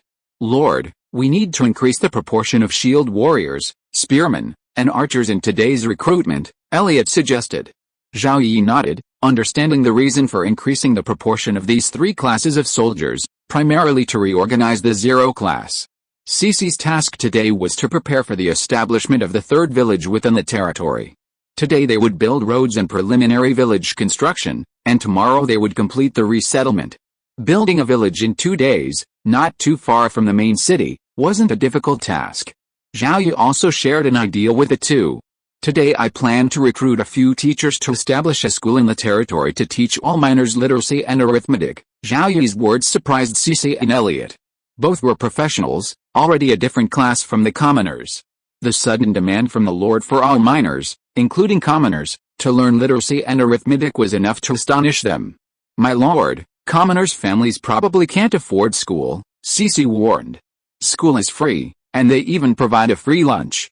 Compared to the territory's military spending, the territory's spending on schools is almost negligible. Since the Lord had said so, Cece, as a subordinate, would comply. Providing commoners with access to education was a minor matter. No matter how much education the commoners received, they could never overthrow the rule of the professionals, who wielded absolute military power. Providing education to civilians wasn't unheard of on the Origin continent. Cece and Elliot also considered the benefit of providing education to all miners in the territory. After identifying a particular professional talent, they wouldn't have to waste time studying and learning to read. They could immediately begin learning the specific profession's knowledge. From the moment they joined the territory until today, they'd noticed that their lord wasn't like most lords on the Origin continent, who used Tier 0 professionals as cannon fodder. If they were seriously injured, they would even use precious life-saving potions to treat them. They preferred to follow a kind lord over a tyrannical and authoritarian lord. Even if their lord wasn't very capable, he was willing to delegate power. Only then could the territory flourish, rather than be left in ruins by the lord. As they chatted and ate, the three of them decided on the approximate number of recruits for the day. The territory's current population was exactly 7,500, and 2 recruitments, tomorrow and the day after tomorrow, would fill the remaining 2,500 vacancies, allowing other player territories to advance and Zhao Yi's territory to catch up. Recruiting approximately 1,250 people per day, roughly 280 families, 140 of which are professional families. 140 professionals are needed, and this time, the number of shield warriors, lancers, and archers to be recruited will all be increased. The final list of recruited professionals is as follows. 30 archers, 20 Tier 0 and 10 Tier 1, 30 shield warriors, 20 Tier 0 and 10 Tier 1, 30 lancers, 20 Tier 0 and 10 Tier 1, 20 archers, all Tier 0, 4 heavy cavalry, all Tier 1, 10 assassins, 6 Tier 0 and 4 Tier 1, 12 mages, 1 Tier 0 water mage, 2 Tier 0 wind mages, 1 Tier 0 earth mage, 2 Tier 0 nature mages, 4 Tier 1 fire mages, 1 Tier 1 earth mage, and 1 Tier 1 water mage. 3 priests, all Tier 0. 1 alchemist, Tier 0. A total of 140 people, including 4 Tier 1 fire mages, 4 Tier 1 assassins, 4 Tier 1 heavy cavalry, 5 Tier 0 lancers, 1 Tier 0 assassin, and 1 Tier 0 alchemist, are recruited using recruitment scrolls. Non-professional recruitment includes 8 officials, 8 merchants, 28 teachers, half male and half female, 26 craftsmen, and 70 farmers, for a total of 140. 2 officials are recruited for 1,000 points each. These officials possess a 2-star management talent and are also professionals, primarily swordsmen. Even before the outbreak of the undead plague, all governors above the town level on the Origin continent were professionals. Non-professionals were unlikely to serve as city governors, and only village chiefs could hold this position. After recruiting these 280 people, Zhao Yi's 127,335 points were reduced to 7,415, the highest remaining points after a recruitment campaign in recent days. The word count for describing recruitment is a bit longer, so this chapter is 2,500 words. The recruitment list will be brief after it is released. If you're listening to this novel on a channel other than Fanfic World, it means they downloaded and uploaded it without effort. We cordially invite you to visit our channel, Mundo Fanfic Novelis. There you'll find the original version of this story, and you can explore many other novels of various genres. We're waiting for you to immerse yourself in a world of incredible novels. Chapter 69, Borrowing a Knife to Kill. Another important matter during the breakfast meeting was the payment of salaries to subordinates. First-tier mages and priests received 5 gold coins or half a low-grade magic crystal per month, while other first-tier professions received 3 gold coins. For zero-tier professions, mages and priests received only 1 gold coin, while other professions received between 30 and 50 silver coins. For ordinary families, whose annual income was only around 1 gold coin, these professions' incomes were already very high, especially for first-tier professions, where the difference was several dozen times greater. Furthermore, the town mayor received 1 gold coin per month, while the village chief received 30 silver coins. Combat professions saw their salaries increase accordingly, as did officers. A basic explosive arrow normally cost 5 gold, roughly the same as a first-tier mage's monthly salary. This might seem like low income for these professions, but the reality is different. Without explosive arrows, player territories would be completely defenseless against the undead. It's safe to say that any player territory that survived relied on other military supplies, even if not explosive arrows, to defend against the undead. Player territories that don't rely on payouts to defend against the undead haven't yet appeared. Only indigenous cities generally don't rely on payouts. Zhao Yi's salary payments to his subordinates are standard on the origin continent and don't affect their loyalty. While the payouts may seem modest, they only cover the living expenses of a professional's family. Zhao Yi spends much more on his subordinates, such as upgrading them to better equipment or purchasing skilled books or inheritance stones for them to learn skills. In indigenous cities, he simply gives books to professionals to learn and comprehend on their own. Those with less talent might not learn a single skill in an entire year. For less talented subordinates who reach 0-level perfection, Zhao Yi will find ways to help them advance. Mages can train in the Mage Tower for free, and so on. With over 1,000 subordinates, Zhao Yi naturally doesn't need to personally distribute salaries, he leaves that to Cece and Elliot. With their high loyalty, there's no need to worry about buying their support. The total amount of money needed to distribute salaries today is estimated to be no more than 100 low-grade magic crystals. After the breakfast meeting, Zhao Yi went to the market to confirm the day's military supply purchases and recruit personnel. Suddenly, he realized he had very little to do today.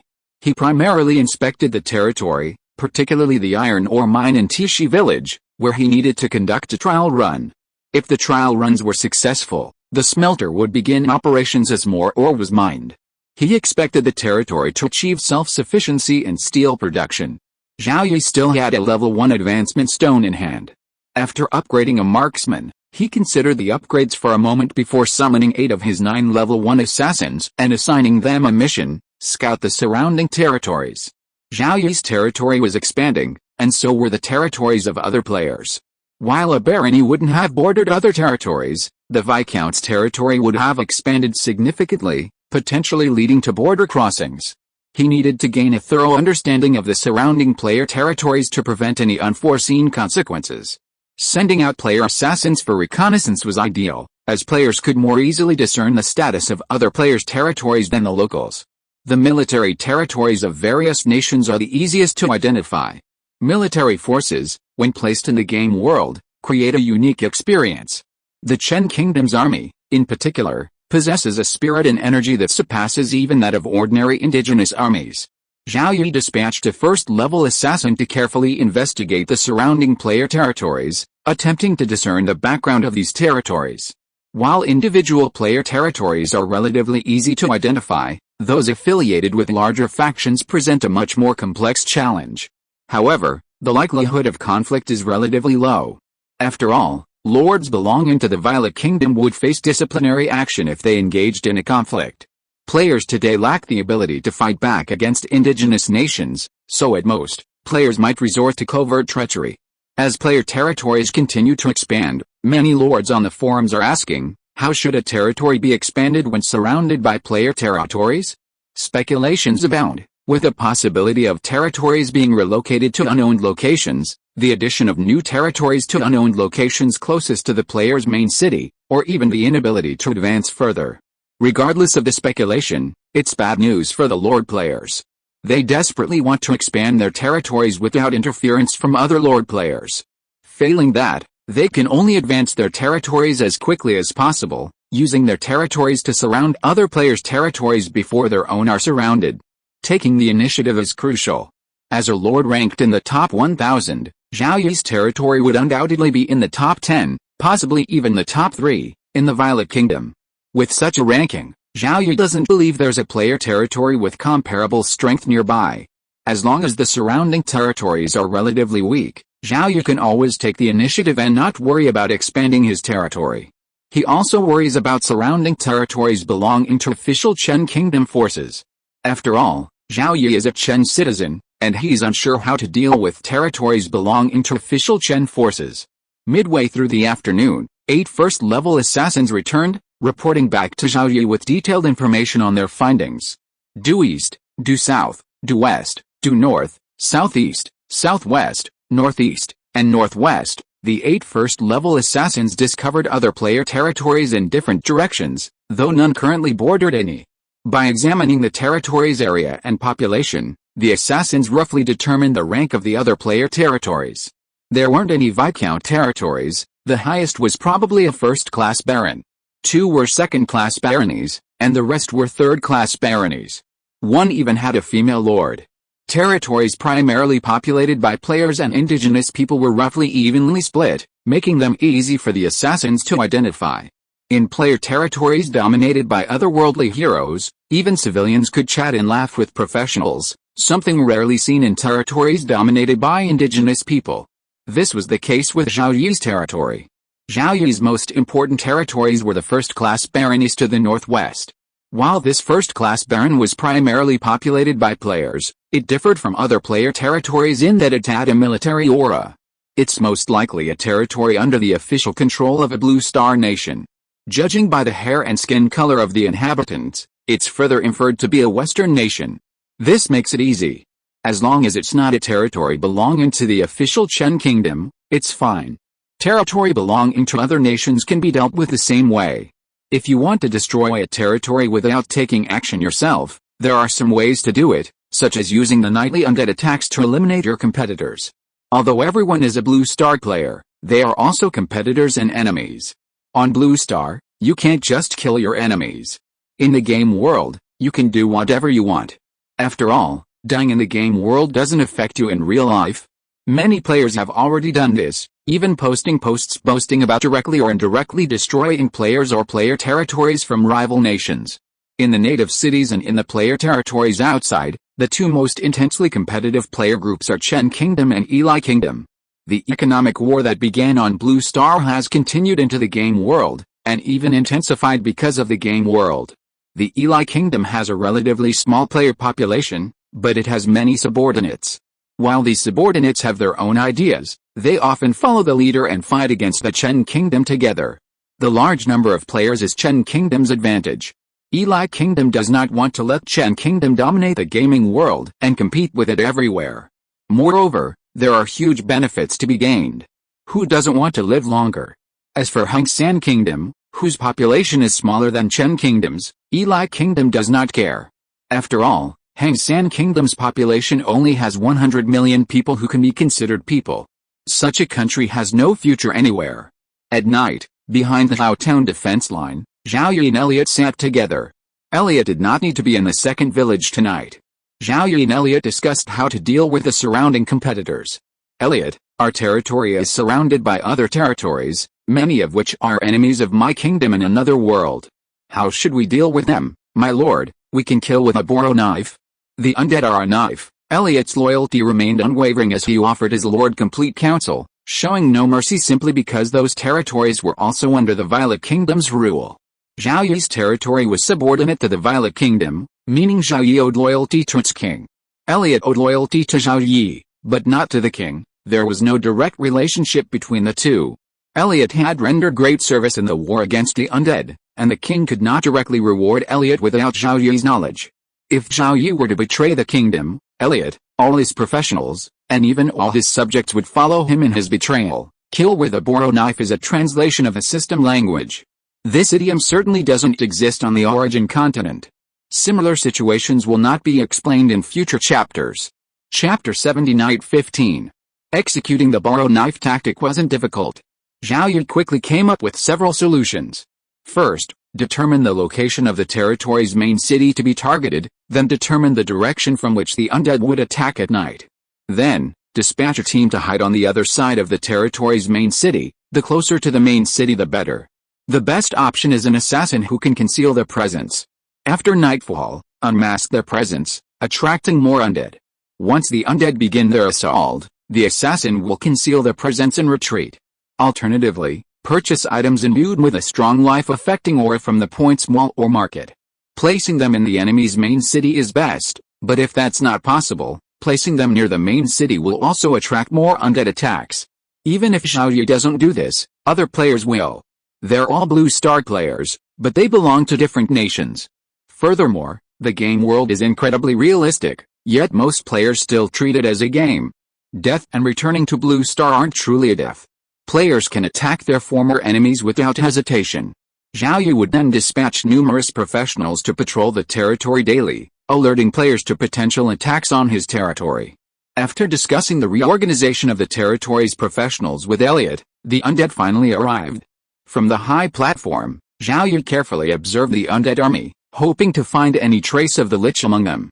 A cursory search yielded no trace of the Lich, and the archers on the platform joined in the search. They searched again and again, until the undead army entered the archers' range, but still found no trace of the Lich. Is the Lich hidden among the undead, or hidden further away? Zhao Yi couldn't tell. However, seeing the undead army advancing in an orderly manner, not charging blindly, he knew a Lich was behind the scenes. Never mind, let's fight. Zhao Zhen had enough strength to annihilate the incoming undead. He wasn't afraid of a Lich's command, the most he'd have to do was consume some military supplies. Illuminating arrows illuminated the sky and earth. Zhao Yi, wielding his mana spear, targeted the second-tier undead within the undead horde and launched his attack.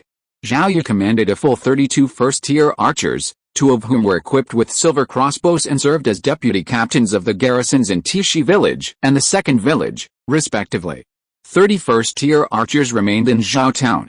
Armed with black iron bows and equipped with intermediate or even advanced explosive arrows, these first-tier archers used their homing arrows to single-handedly dispatch the first-tier and second-tier undead within the undead horde. The zero-tier skeleton archers were left to the zero-tier archers. Explosions echoed across the battlefield, as over 200 undead were annihilated in the first wave of the archers' attacks. Zhao Yi's archers were overwhelming. 384 alone, plus 35 archers capable of serving as archers. Approximately 80 of these were stationed in Tishi village and the second village, while the remaining archers and cavalry were concentrated in Zhao Town. Over 200 undead were annihilated at once, and this was solely due to the impressive performance of the archers on the southern defense line of Zhao Town. Zhao Town's population already exceeded 6,000, and tonight's undead attack exceeded 2,000. Zhao Town's archers were simply too numerous, and crucially, they had sufficient explosive arrows of all levels. The undead were no match for the humans. By this time, Zhao Yi had determined that the Lich was not among the undead army and should be commanding the battle from a distance. However, the long distance reduced the Lich's control over the undead army, rendering it unable to deploy any tactics. Maintaining this formation to attack Zhao Town was a significant challenge. Under the attack of the human archers, the undead army, after suffering heavy casualties, finally advanced into the trap area. The Lich, growing impatient, ordered the ghosts, mixed in with other undead troops, to charge the human defenses. If the ghosts broke through and impacted the humans, victory would remain for the undead. Seeing the ghosts charging, the mages and priests behind the defenses prepared for battle. 80 mages and 15 priests gathered on the front battlefield. Even though many of the mages lacked offensive spells, they held scrolls of offensive spells. As the ghosts approached, Joanna quickly condensed 2 massive wind blades in front of her and attacked the single second-tier wraith. Joanna was only a first-tier mage, so quickly destroying the second-tier wraith proved difficult. 6 first-tier fire mages followed closely behind, condensing fireballs larger and hotter than the small zero-tier fireballs and smashing them into the second-tier wraith. After one wave of attacks, the second-tier wraith vanished, but Joanna and the first-tier mages continued their attacks, casting spells at the first-tier wraith. Just 3 minutes after the battle began, it entered its second half. The ghosts were completely destroyed, the skeleton archers were completely annihilated, and the first tier and second tier undead were completely wiped out. The remaining undead were slowed by traps and metal bars. The archers and mages paused their attacks, and the warriors took over to eliminate the remaining undead. But unexpectedly, the remaining undead chose not to continue their attack, but instead turned and fled. The warriors rushed forward, only managing to eliminate a handful of the undead trapped by the traps and metal fences. Archers again fired arrows at the undead that escaped the traps. Ultimately, fewer than 100 managed to escape the archers' range. Zhao Yi commanded a cavalry unit consisting of 22 heavy cavalry and 35 archers, including 4 first-rank heavy cavalry. 18 archers were stationed in 2 affiliated villages, while the rest were in Zhao Town. The cavalry was formidable, capable of pursuing the fleeing undead. The problem was that the cavalry were ill-prepared and worried about undead traps set in the distance. After all, the lich wasn't dead yet, and it was likely guarded by other undead. Watching the fewer than 100 undead flee, Zhao Yi sighed. It was a shame he hadn't completely annihilated them, so much points and experience had been lost. Tonight had been full of surprises. The lich hadn't appeared on the battlefield, and at the very end, it had even ordered the undead to flee, giving the impression of a battle between humans. Elliot returned to Zhao Yi's side and noticed a change in his expression. After a few seconds of thought, he said, "My lord, this kind of thing is very common elsewhere. Being able to repel the attacking undead without suffering any personal losses is a great victory." Zhao Yi nodded, understanding that Elliot was referring to the situation in the indigenous city. It was simply that Zhao Yi was feeling a little dissatisfied because he hadn't destroyed the lich. Destroying a lich at least yielded a storage device, which contained magic crystals, soul crystals, and other items, which could help offset some of the military's supply losses. What happened tonight was only the first, not the last. Such situations would occur frequently. A lich, carrying the memories and wisdom of a previous life, was not so easy to deal with. For now, defending the territory without suffering any significant losses was sufficient. Furthermore, the battle evaluation was primarily based on the number of undead eliminated and the casualties suffered by the enemy. Failure to completely destroy the attacking undead had no impact on the evaluation. Chapter 71, Ice Mage Job Change Scroll. Zhao Yi felt somewhat frustrated after failing to destroy the lich the first time, but considering the experiences of other lord players, he'd already killed a significant number of liches. No, I have to find a way to destroy the lich. There were always ways to eliminate the lich, which had strayed far from the battlefield. Pursuing with cavalry might lead to an ambush, and even the indigenous cities wouldn't pursue the retreating undead. Zhao Yi set his sights on assassins, those who could conceal their presence. Most of the time, Zhao Yi used assassins as scouts, but the name assassin suggests that one of the key focuses of this class is assassination. The highest rank of assassins under Zhao Yi's command was only level 1, making it difficult for an assassin to kill a lich protected by multiple level 1 and 2 undead. However, there was a solution. Assassins typically used 2 weapons, a dagger for close combat and a hand crossbow for short to medium range. Compared to regular crossbows, a hand crossbow of the same rank had a shorter range and less power, making it ideal for assassins. Zhao Yi planned to purchase several silver hand crossbows for his assassins, choosing explosive bolts as their bolts, as they have few drawbacks besides a shorter range.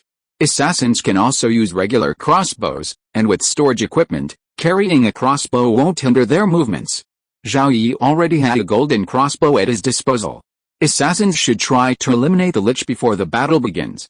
While the number of undead on the battlefield hasn't decreased, the threat posed by the undead without the lich's command is significantly reduced, and no undead will flee. Zhao Yi felt his assassins were still a bit short, so he decided to recruit more, especially first-tier assassins. During his break, Zhao Yi browsed the forums and quickly found what he was looking for. Several top-ranking lords, after their territories had vanquished the undead tonight, were officially promoted to first-class viscounts tomorrow. What's coming will come, and it's expected that over 100 territories will choose to be promoted to first-class viscounts tomorrow. Zhao Yi suspected that most of these territories would suffer casualties, making it difficult to eliminate the undead attacks without causing any casualties. More importantly, these player territories are primarily populated by players, with a limited number of first-tier professionals. Only with the support of powerful forces and sufficient military supplies can they confidently secure a promotion to first-class Viscount tomorrow. Zhao Yi now faces a choice, whether to join these territories and also achieve first-class Viscount status. Meeting the requirements for first-class Viscount status is relatively simple for Zhao Yi's territory. Recruiting a similar number of personnel tomorrow would fulfill the requirements. However, due to the points required for advancement, the number of first-tier professionals recruited tomorrow would be significantly reduced. While the requirements are easy to meet and provide sufficient strength to withstand the undead attack tomorrow night, Zhao Yi, recalling the events of the recent battle, feels that if he were to be promoted tomorrow, casualties would be high. This is primarily due to the Lich's absence from the battlefield. The number of undead attacking on the day of his promotion has tripled. And even more first and second tier undead are expected. Under the Lich's command, the undead army will be extremely formidable. Coupled with the increased number of troops, a battle involving thousands of people is bound to result in casualties.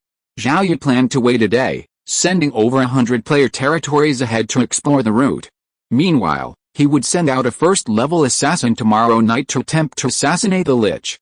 A successful assassination would greatly bolster Zhao Yi's confidence in his promotion to first Viscount. You won 3 battles, you destroyed 2,917 undead, you suffered 0 casualties, battle rating B in Zhao Town, D in Tishi Village, and D in the second village, points increased by 68%, professional experience increased by 68%, received 1 platinum treasure chest and 2 silver treasure chests, with a bonus battle rating points, plus the remaining 7,415 points from yesterday, his total points reached 142,692.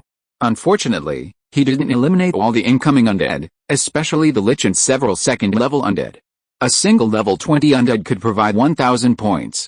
Zhao Yi opened 3 treasure chests and selected 14 cards, 1 platinum card and 10 mid-grade magic crystals. 2 gold cards, Ice Mage class transfer scroll, silver leather boots 3. 5 silver cards, first level priest recruitment scroll, first level swordsman recruitment scroll 4. First level Wind Mage recruitment scroll, Purification Inheritance Stone, Fire Silver Staff.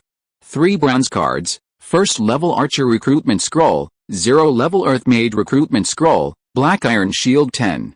3 black iron cards, 0 level Lancer recruitment scroll, Golden Pheasant 60, primary explosive arrow manufacturing recipe. Of the 14 items, Zhao Yi set his sights on the Ice Mage class transfer scroll and the primary explosive arrow manufacturing recipe. Both were valuable. Mages on the Origin continent are primarily divided into 5 classes: fire, water, wind, earth, and nature. This is because these 5 classes are so common that they are the mainstream. In addition, there's the separate light mage priest category. Priests have faith, though not in God. While nearly all human races on the Origin continent worship the god of creation and life, priests also believe in light. Priests believe light is the source of their power, using it to dispel darkness. Beyond these 6 mage categories, there's also the dark mage, the antithesis of light, the necromancer, the ice mage, the lightning mage, the space mage, and even the legendary prophet, the time mage. Of all mages, the time mage is the rarest and most valuable, followed by the space mage, a position of national strategic importance. Ice mage and lightning mage are slightly more specialized. You might spot a few in any indigenous city. Ice Mage class transfer scroll is available to players, and a very small number of indigenous peoples can also use it. Players' bodies are shaped by the gods, allowing them to pursue virtually any class, with the exception of the priest. Indigenous peoples must possess the corresponding talent to pursue this class. The Ice Mage class transfer scroll is worth slightly less to the natives, but is extremely valuable to players. However, Zhao Yi has no intention of using it. He prefers to cultivate both magic and martial arts, and a simple Ice Mage is not worth it. Other players would likely immediately switch to the Ice Mage class transfer scroll, but Zhao Yi has to choose carefully. Now that the first transfer scroll has appeared, more will follow, so there's no rush. Furthermore, his current archer class allows Zhao Yi to maintain a high leveling speed and serve as a key combat force. A powerful lord increases the loyalty of his subordinates. People always admire the strong and are more willing to serve them, especially in the Origin continent, where the strong are respected. The Ice Mage class transfer scroll could fetch a high price among players, But Zhao Yi doesn't plan to sell it, saving it for the bottom of his chest. As for the basic explosive arrow manufacturing recipe, once an alchemy workshop is opened and the raw materials and personnel are prepared, basic explosive arrows can be produced. This will allow for self-sufficiency in another important resource, and at a lower cost than purchasing from outside sources. Also, golden pheasants 60 are just ordinary livestock, not meant for direct consumption, but for breeding and cultivating. After all, people can't always be vegetarians, they need some meat. Commoners often improve their diets by buying some meat and making a large pot of broth. Commoners don't have the extra food to raise livestock, and most professional families are unwilling to undertake such labor. It is planned to establish a farm in Zhao Town and employ commoners to raise livestock. For the time being, livestock cannot be kept in the surrounding villages. Livestock are living beings and attract the undead at night, their life force increasing or decreasing according to their size. Chapter 72 First Post. Zhao Yi used the gold card, Silver Leather Boots 3, to obtain 3 pairs of silver leather boots. The silver boots, seemingly ill-fitting, fit perfectly and were incredibly comfortable. He felt like he could run faster and jump higher in them. In contrast, his bronze leather armor wasn't quite as good, it was a bit ill-fitting and barely slipped on. Zhao Yi's equipment now consisted of bronze leather armor, silver leather boots, a magic gun, a golden crossbow, a silver bow, basic, intermediate, and advanced explosive arrows, illumination arrows, and ordinary arrows. Although he still carried basic explosive arrows, he rarely used them. Ordinary arrows infused with fighting spirit were just as powerful as basic explosive arrows. First-tier archers generally follow this pattern, saving whenever possible. After all, even after a discount, basic explosive arrows from the Hill Chamber of Commerce still cost 4.5 gold coins each. At the breakfast meeting, many matters regarding the third village, the school, the golden pheasant farm, and personnel recruitment were finalized.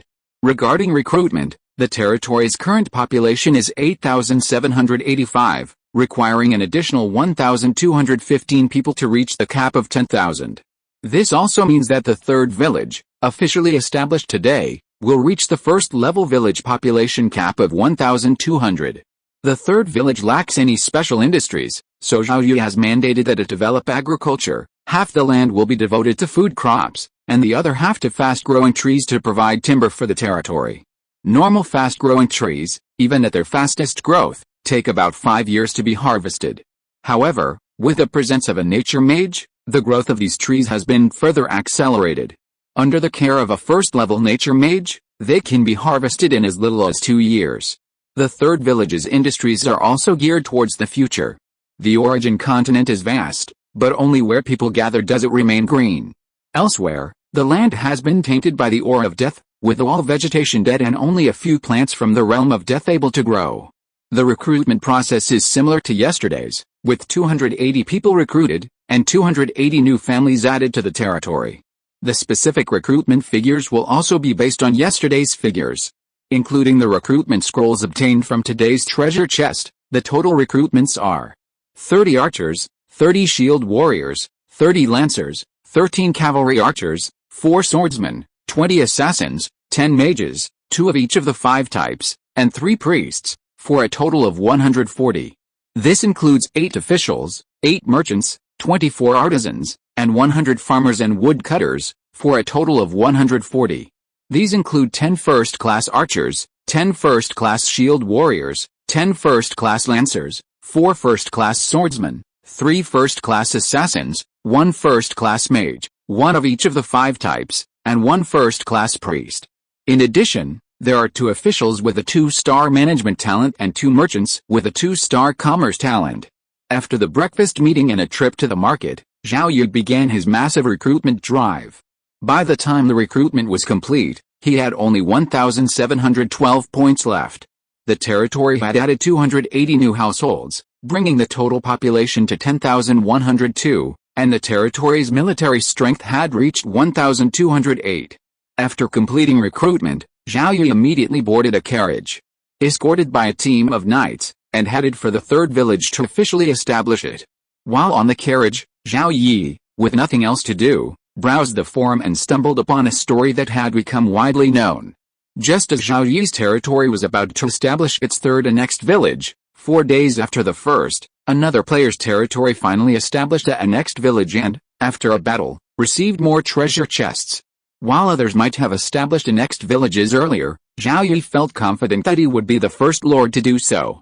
When the first lord player announced that establishing an annexed territory would increase treasure chests, career experience, and points, the other lord players became excited.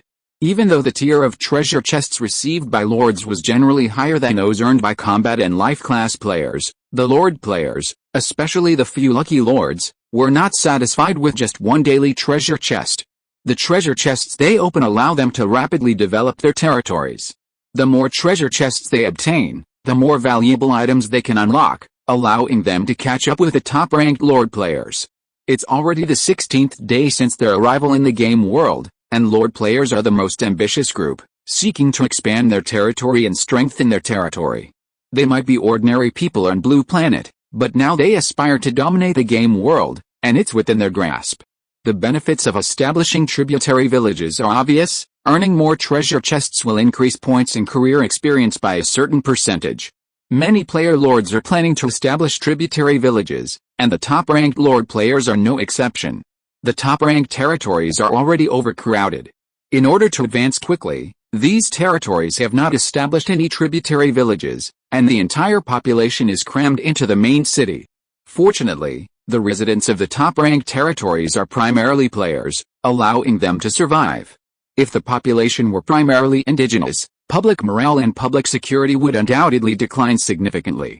Although only one post mentioned building a satellite village to gain more treasure chests, analysis by major player factions suggested it was highly likely authentic.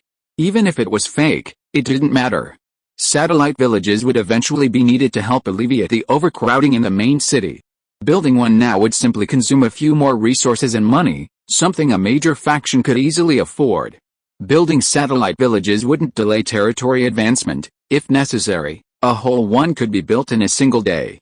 Zhao Yi wasn't particularly concerned about this becoming widely known. After all, his territory's third satellite village was about to be established, and at least Zhao Yi was already significantly ahead in terms of establishing satellite villages. After a moment's reflection, Zhao Yi decided to post a more detailed explanation of the advantages and disadvantages of establishing satellite villages than the first, focusing on the situation surrounding satellite villages during territory advancement and the important considerations for establishing satellite territories. Some Lord players had already noted these 2 points, especially the former, who hadn't yet gained any experience, so Zhao Yi was now contributing that experience. After editing the post, Zhao Yi gave himself the forum name, Lucky Sun 413, and sent it out. You definitely can't send messages under your real name. You'll always be interacting with other players, and if they know you're Lucky Sun 413, who knows what might happen. First, post on the forum as Lucky Sun 413 to build up popularity. Later, when necessary, you can link it to your real name. This is very simple for the owner of Lucky Sun 413. It's very likely that Zhao Yi's territory will need to recruit players. After all, the creativity of Blue Star players is extraordinary. Building up popularity and becoming well known on the forums in advance will be very helpful in recruiting players for the territory. Recruiting players is a matter for the future. Regardless of the situation, the natives will still be the main force of the territory. Most of these players from Blue Star have no loyalty. If the benefits are high enough, they are likely to betray. In contrast, the natives are much better in this regard and are more trustworthy. Chapter 73 Influence. Zhao Yi's post was quickly discovered by other Lord players. Because the previous post about establishing annexed villages was so popular, Zhao Yi's post also attracted more and more attention from Lord players.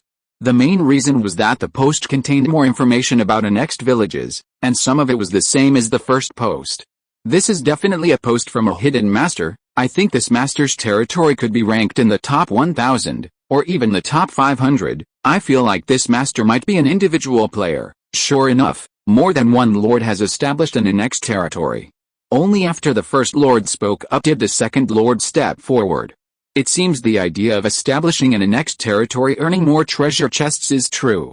I'll establish an annexed village right away. Promoting a next village to a next territory will prevent more undead attacks. This information is crucial.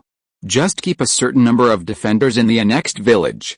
The focus is still on the main city. Zhao Yi only glanced at the rapidly increasing comments below the post and stopped paying attention. The comments section was filled with requests for friend additions, sponsorships, partnerships, and acquisitions, so he simply ignored them. This was Zhao Yi's first post on the forum. He would post more valuable posts later to boost the popularity of Lucky Sun 413. As the carriage entered the third village construction area, Zhao Yi opened his territory and officially established his third affiliated village. Tomorrow morning, he would be able to obtain 4 treasure chests at once. Even if 3 of the 4 chests were silver, they were still very valuable to Zhao Yi. It would be best if he could find more advancement stones. With the increasing number of level 0 perfected professionals under his command, Zhao Yi urgently needed a large number of level 1 advancement stones. Today, Zhao Yi officially established a school in his territory. The Earth Mage led his men to work on the vacant land in the main city and affiliated villages, and the school was built at a remarkable speed.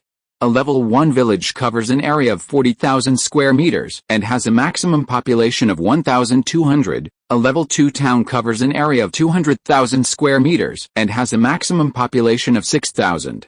While the land area may seem small, with only 33 square meters per person, 33 square meters is quite spacious for the people of the territory. The people actually occupy less land, and they usually live in families. The combined floor area of a commoner's house and yard does not exceed 80 square meters, divided equally between the two. A house typically consists of 2 or 3 rooms, with the entire family often sleeping crowded into one. Of the 40 square meter yard, minus the small space occupied by pathways, toilets, and other such areas, the majority of the remaining space should be used for growing crops. Rooftop space should also be utilized, allowing for potted vegetables and, in case of rain, water containers. Thus, the residential area and roads of a village occupy approximately 2/3 of the total area. The remaining third is used for shops, barracks, training grounds, and other such areas. The remaining unused land is used for crops, and even a small plot can be used to build a school. A first-tier nature mage is still somewhat limited in capability. If a territory has a 3rd or even 4th-tier nature mage, the territory will have limited space for growing food. With the support of a 3rd or 4th-tier nature mage, a territory can almost achieve food self-sufficiency. The indigenous cities were able to achieve food self-sufficiency, with a notable characteristic: numerous taverns still existed within them. Brewing alcohol required a large amount of grain. If food was scarce, they obviously wouldn't use so much grain for brewing. The territory was building schools. For professionals and their families, this was a minor matter. Professionals' incomes made it easy for their children to learn to read and write. Even without professional talent, their children could still find a job and support themselves and their families through literacy. But for ordinary families in the territory, this was a major event. Originally, the school building was irrelevant to them. But after learning that the territory was building a school and requiring all underage residents to attend, it became a matter of concern for all families in the territory, including these ordinary families. The Chen nation on Blue Star has a famous saying, "Reading changes destiny." On the Origin continent, the opposite is true. Talent changes destiny, but for ordinary people without any professional talent, there was only one way to change their fate: reading and writing. While literacy doesn't equip you with military prowess, it does bring you more money, at least more than farming, and that's enough. For those from commoner families without professional talent, it can transform their lives. Schools aren't uncommon. Before the plague of the undead, every town had one, and a few villages had them, too. But few children could actually attend. Commoners, who made up the majority of the population, lacked the means to send their children to school. They toiled daily to earn enough food and clothing. When natural disasters struck, starvation was common, yet the professionals simply ignored them. They were just commoners, everywhere. If one group died, another would quickly appear, and there was no way they could all die. Many professionals came from commoner families, but as they became professionals, they quickly separated themselves from the commoner class, believing themselves to be superior. Now, the territory is building schools and requiring all underage citizens to attend. Not only is literacy free, but they also receive a full lunch. The Lord's generosity and kindness exceeded the commoners' expectations. It was the first time they had encountered such a kind Lord. After word spread among the commoners, their loyalty increased significantly, and public sentiment and public security in Zhao Yi's territory rapidly increased by 3 points and 2 points respectively. This was only the initial improvement. With the completion of the school, commoners' children could officially attend for free, and public sentiment and public security would rise significantly. Even the loyalty of professionals and their families increased slightly due to the free education. While professionals' income could support their children's education, it certainly impacted their families' living conditions. After all, in the indigenous cities, only those with a particular professional talent could receive free education and acquire relevant knowledge. Upon becoming an apprentice, they were obligated to pledge allegiance to a particular faction, becoming qualified cannon fodder. Even though professional apprentices earned several times more than commoners, it was still a small amount, and educating their children was a significant expense. Now, even children of professionals without professional talent could attend the school for free, reducing expenses. Even if their children studied alongside commoners, professionals were willing to accept the idea. Zhao Yi smiled slightly when he saw the improvement in public sentiment and public security on the territory page. This change was within Zhao Yi's expectations, but the main purpose of establishing a school was to allow civilians, who made up a larger proportion of the population, to contribute more. Chapter 74 Night 16. Night fell once again. Elliot did not appear beside Zhao Yi. Instead, he led a support team to the third village, guarding it alongside the third village garrison to defend against the undead that had attacked it tonight. Essentially, every affiliated village would have a support team deployed on the first day of its establishment, to prevent any unforeseen events. Zhao Yi wasn't particularly concerned about Elliot's presence in the third village. He was more concerned about the 8 first-level assassins who had been dispatched southwest of Zhao Town. One of these assassins was equipped with a gold crossbow, 3 with silver hand crossbows, and the remaining 4 with bronze hand crossbows. Each of them carried 3 high-level explosive arrows. 24 high-level explosive arrows were worth 1,200 low-grade magic crystals.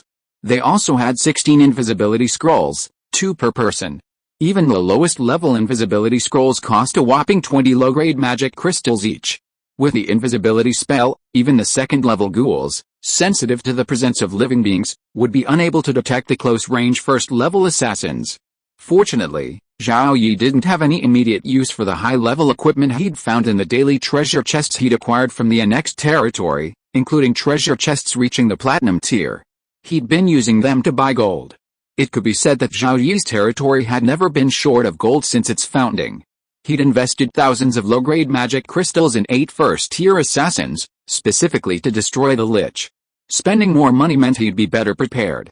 It's impossible to destroy a Lich with all the arrows and invisibility scrolls, but there's a good chance that only a few arrows and invisibility scrolls would be enough to successfully destroy it. The loot he'd obtained from the Lich could offset some of the losses. He opened the system panel, monitored the new information in the system log, and browsed the forum. It wouldn't be long before the territory promoted to first-class viscountship would battle the undead. Such information was difficult to conceal. While the soldiers could maintain strict confidentiality, their families, especially those teenagers who loved to show off, couldn't. Of course, since they didn't participate in the battle, they didn't know the specifics, only the outcome. For publicity purposes, territories affiliated with official powers typically trumpeted their victories over the undead in territory promotion battles. A narrow victory would rarely be announced on the forums. Through those promotional posts, one could glean some information about the battles, and that was enough. Zhao Yi was primarily curious to see if the incoming undead army would be unexpectedly formidable. An hour and a half after nightfall, posts describing the territory promotion battles began to appear on the forums. These posts all suggested a significant increase in the strength of the incoming undead, with a significant increase in the proportion of first and second tier undead, and no third tier undead appearing. The absence of third tier undead was excellent news for Zhao Yi. Currently, no second tier undead had appeared among the players. Zhao Yi, the highest ranked combatant in his territory, was only a level 14 marksman, but he would reach level 15 after tonight. Regardless of level 14 or 15, they were still first-tier undead. While dealing with second-tier undead with good weapons was manageable, dealing with third-tier undead proved much more challenging. The disparity in their 4-dimensional attributes made it impossible to hit them. Now it all depended on whether the Lich could be destroyed tonight. If it could be eliminated, Zhao Yi would be able to immediately make up his mind and be promoted to first Viscount tomorrow. Southwest of Zhao Town, 8 first-rank assassins dispersed, each seeking a hiding spot. As the second hour of night approached, an undead figure appeared in the side of the leading first-rank assassin.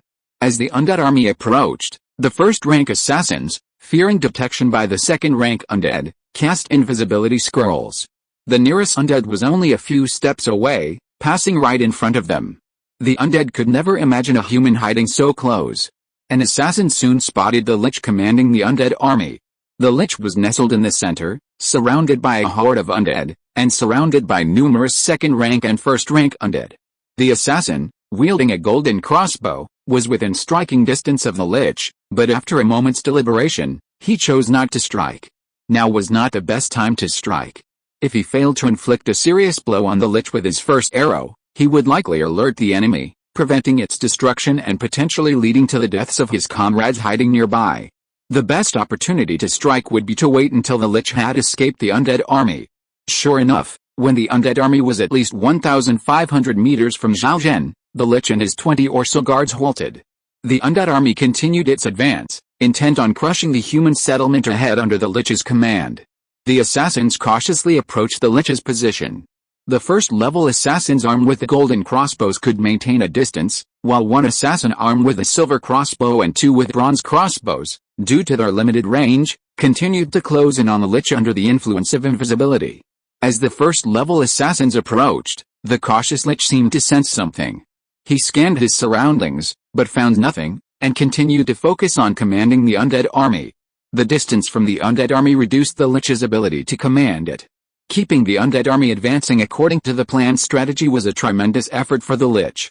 Finally, the 3 first-level assassins armed with crossbows brought the Lich within range. Meanwhile, Zhao Yi had already led his troops into battle against the undead army. A first-level assassin wielding a golden crossbow struck first, unleashing a high-level explosive arrow at the Lich. Following closely, 3 other first-level assassins wielding hand crossbows each unleashed a high-level explosive arrow at the Lich. The Lich, completely absorbed in commanding the battle, was slow to react and only just sensed the danger. Just as he was about to evade and have his guards intervene, the first crossbow bolt struck the Lich, and the high-level explosive arrow exploded, narrowly missing its demise. The Lich, near death, was unable to react. The 3 high-level explosive arrows that followed annihilated the Lich and most of its guards. With the Lich dead, the undead on the battlefield could no longer maintain their formation. Their hatred for living creatures spurred them to charge frantically towards Zhao Zhen, unconcerned with the human attacks. Seeing the changes in the undead army ahead, Zhao Yi knew something had happened to the Lich commanding them. It was unclear whether the Lich's death or the lack of significant damage from the attack had caused the changes. Zhao Yi hoped the Lich would be destroyed by the assassins. Even if the assassin Lich survived, Zhao Yi could still lead his soldiers to face the frenzied undead horde with ease. Under the attacks of Zhao Yi and the first-tier archers, the first-tier and second-tier undead were decimated. Under the attacks of the zero-tier archers and the archers, the skeleton archers were almost completely killed or wounded. The mages and priests worked together to eliminate the charging ghosts. Now it was time for the warriors to enter the battle. Chapter 75 Wind, Forest, Fire and Mountain. The battle in Zhao Town wasn't yet completely over. A first-rank assassin tasked with killing the Lich returned and reported to Zhao Yi that the assassination team had completed their mission. The assassination team had eliminated the Lich without suffering any casualties and consuming minimal military supplies. Zhao Yi was extremely pleased with the team's performance and resolved to advance his territory to first-class Viscount tomorrow. Territories at the top of the leaderboard would temporarily remain at first-class Viscountships. It was assumed that advancing to third-class earldoms would encounter third-class undead. Since there were no second-rank professionals among the players, the all-out promotion efforts would be halted. They should diligently accumulate strength, and once they felt they had sufficient, they could advance to third-class earldoms. After all, a first-class viscountship was merely a larger town, with a population cap of only 20,000. With such a small population, it would be difficult for the territory to expand significantly, let alone become self-sufficient. A third-class earldom would be the equivalent of a small county on Blue Star, with a population sufficient to support the development of a single industry. Those player factions were different from Zhao Yi. Zhao Yi needed to fully develop his territory, ultimately achieving self-sufficiency within each territory. Player factions, however, with numerous subordinate territories, didn't need to achieve self-sufficiency within each territory. Instead, they developed industries based on the regions where their subordinate territories were located, ultimately achieving self-sufficiency for the entire faction. Alternatively, if a faction was too large, with too many subordinate territories scattered across the origin continent, they could be divided into several regions, based on the map or even the indigenous nations. Each of these subordinate territories would achieve self-sufficiency. In Zhao Yi's case, he could build a new subsidiary village to develop mining and smelting, another to develop agriculture and textiles, and a third to develop agriculture and forestry. Without other players to serve as his advisors, Zhao Yi could only consult his subordinates' opinions and forum posts for future territory planning. With billions of players on Blue Star, there were many talented individuals, some of whom posted on the forums offering various suggestions on territory development, mercenary group development, and the development of professional combat players. Most posts are unrealistic, but a few are incredibly valuable, quickly attracting the attention of numerous players. This can be considered a way to boost your reputation, potentially leading to recruitment by a player faction or even further advancement. Back on Blue Star, you won 4 battles, you eliminated 3,528 undead, you suffered 0 casualties, battle rating B in Zhao Town, D in Tishi Village, D in the 2nd village, D in the 3rd village, points increased by 72%, professional experience increased by 72%, received 1 platinum treasure chest and 3 silver treasure chests, marksman class upgrade. Zhao Yi opened 4 treasure chests in succession, selecting a total of 18 cards, 1 platinum card, wind, forest, fire, and mountain skill book, 2 gold cards, recruitment scroll for 100 tier 0 lancers, and 10 intermediate alchemical bombs. 6 silver cards. 4 tier 1 shield warrior recruitment scrolls, 4 tier 0 priest recruitment scrolls, 1 tier 1 nature mage recruitment scroll, silver mana storage ring, silver bow, 10 primary life potions. 5 bronze cards, level 2 advancement stone, 1 tier 1 assassin recruitment scroll, 5 tier 0 archer recruitment scrolls, 0 tier 0 water mage recruitment scroll, light bronze staff. 4 iron cards, level 1 advancement stone, 0 tier 0 shield warrior recruitment scroll, 0 tier 0 heavy cavalry recruitment scroll, body strengthening technique, wind, forest, fire, and mountain skill book, a legion skill. The platinum card clearly demonstrates the rank of this legion skill. Wind, forest, fire, and mountain have 4 skill effects: swift as the wind, silent as the forest, fierce as fire, and steady as a mountain, which increase movement speed, morale, attack damage, and defense, respectively, with a 10% increase at the primary level. However, only one of the skill's 4 effects can be active at a time, and the skill effects can be switched without a cooldown. If all 4 effects could be active simultaneously, it would be a truly remarkable skill, impossible to find on a platinum card. With only one effect active at a time, the skill's rank is lowered. Furthermore, Zhao Yi's unwavering as a mountain skill is similar to steady as a mountain. The point store actually offers 3 legion skills: swift as the wind, slow as the forest, and aggressive as fire. Originally, each of these legion skills cost only 100,000 points, but as Zhao Yi levels up, their prices have risen to 300,000.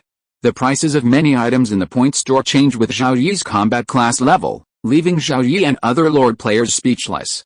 Zhao Yi is relatively well off, having only recruited personnel from the point store for now and not purchasing anything else. His recruitment points have remained stable. Some Lord players even suggest that Lords avoid leveling up themselves, or level up more slowly. This way, their daily points increase, keeping prices in the point store constant, which is more beneficial for their territories. Zhao Yi simply ignored this point, especially in territories where the inhabitants were primarily indigenous. As the Lord's rank increased, he could spend more points to recruit professionals of the same rank from the market, and treasure chests would also reveal recruitment scrolls for professionals of the same rank. Even in territories where the inhabitants were primarily players, how many lords would be willing to not level up? After all, level was tied to lifespan, and even player factions wouldn't force their subordinates to do so. Wind, forest, fire, and mountain was a good skill. The territory would be upgraded tomorrow, and currently, The only people suitable to use Legion skills in the territory were Elliot and Zhao Yi himself. Considering that Elliot would need to periodically travel to the affiliated villages to oversee operations, while Zhao Yi would be staying in the main city, he decided to use the skill book himself. The effects of wind, forest, fire, and mountain wouldn't conflict with the Legion skills of Unerring Arrow and Unwavering as a mountain, rather, their effects would accrete. Even if the main city's troop strength remained unchanged today, its combat power would be significantly improved compared to yesterday, making it easy to eliminate the undead horde attacking tonight at a minimal cost. Both alchemical bombs and explosive arrows are alchemical artifacts that explode, inflicting spell damage, but explosive arrows typically target a single target, while alchemical bombs target an area of effect. A primary alchemical bomb has a maximum blast radius of 3 meters, nearly wiping out any Tier 0 undead within a 3-meter radius. The center of the blast can also kill Tier 1 undead, which typically have strong defenses. A mid-level alchemical bomb triples the blast radius, capable of killing Tier 2 undead in the center. Beyond that, there are advanced alchemical bombs and even super alchemical bombs. It's said that a single super alchemical bomb can obliterate a Tier 1 village, which only covers 40,000 square meters. A super alchemical bomb's blast area exceeds 20,000 square meters, and its center of effect can kill Tier 4 undead or even unprepared human characters. It seems the area of effect alchemical bombs are more effective than the single-target explosive arrows, leading some lords to invest in 1 or 2 alchemical bombs as a trump card. Alchemical bombs are good, but they're too expensive. Zhao Yi and most lord players aren't willing to spend the fortune on them as daily consumables. It's far better to train archer troops to consume explosive arrows to destroy the undead. 100 Tier 0 Lancer recruitment scroll, like 1000 civilian recruitment scroll, will be put aside for now. The latter can probably only be used after being promoted to an earldom, while the former can probably be used after being promoted to a first-class viscountdom. Adding 100 more households, especially professional ones, is something a first-class viscountdom can barely afford. Note, the actual meaning of wind, forest, water, and fire is quite different from the skills, so don't be too picky. End of this chapter. Thank you very much for reaching the end. Don't forget to like. Looking for more exclusive content and immediate access? Subscribe to our Patreon. Remember, every like, subscription, or donation encourages us to continue. Thanks to everyone, see you in the next video.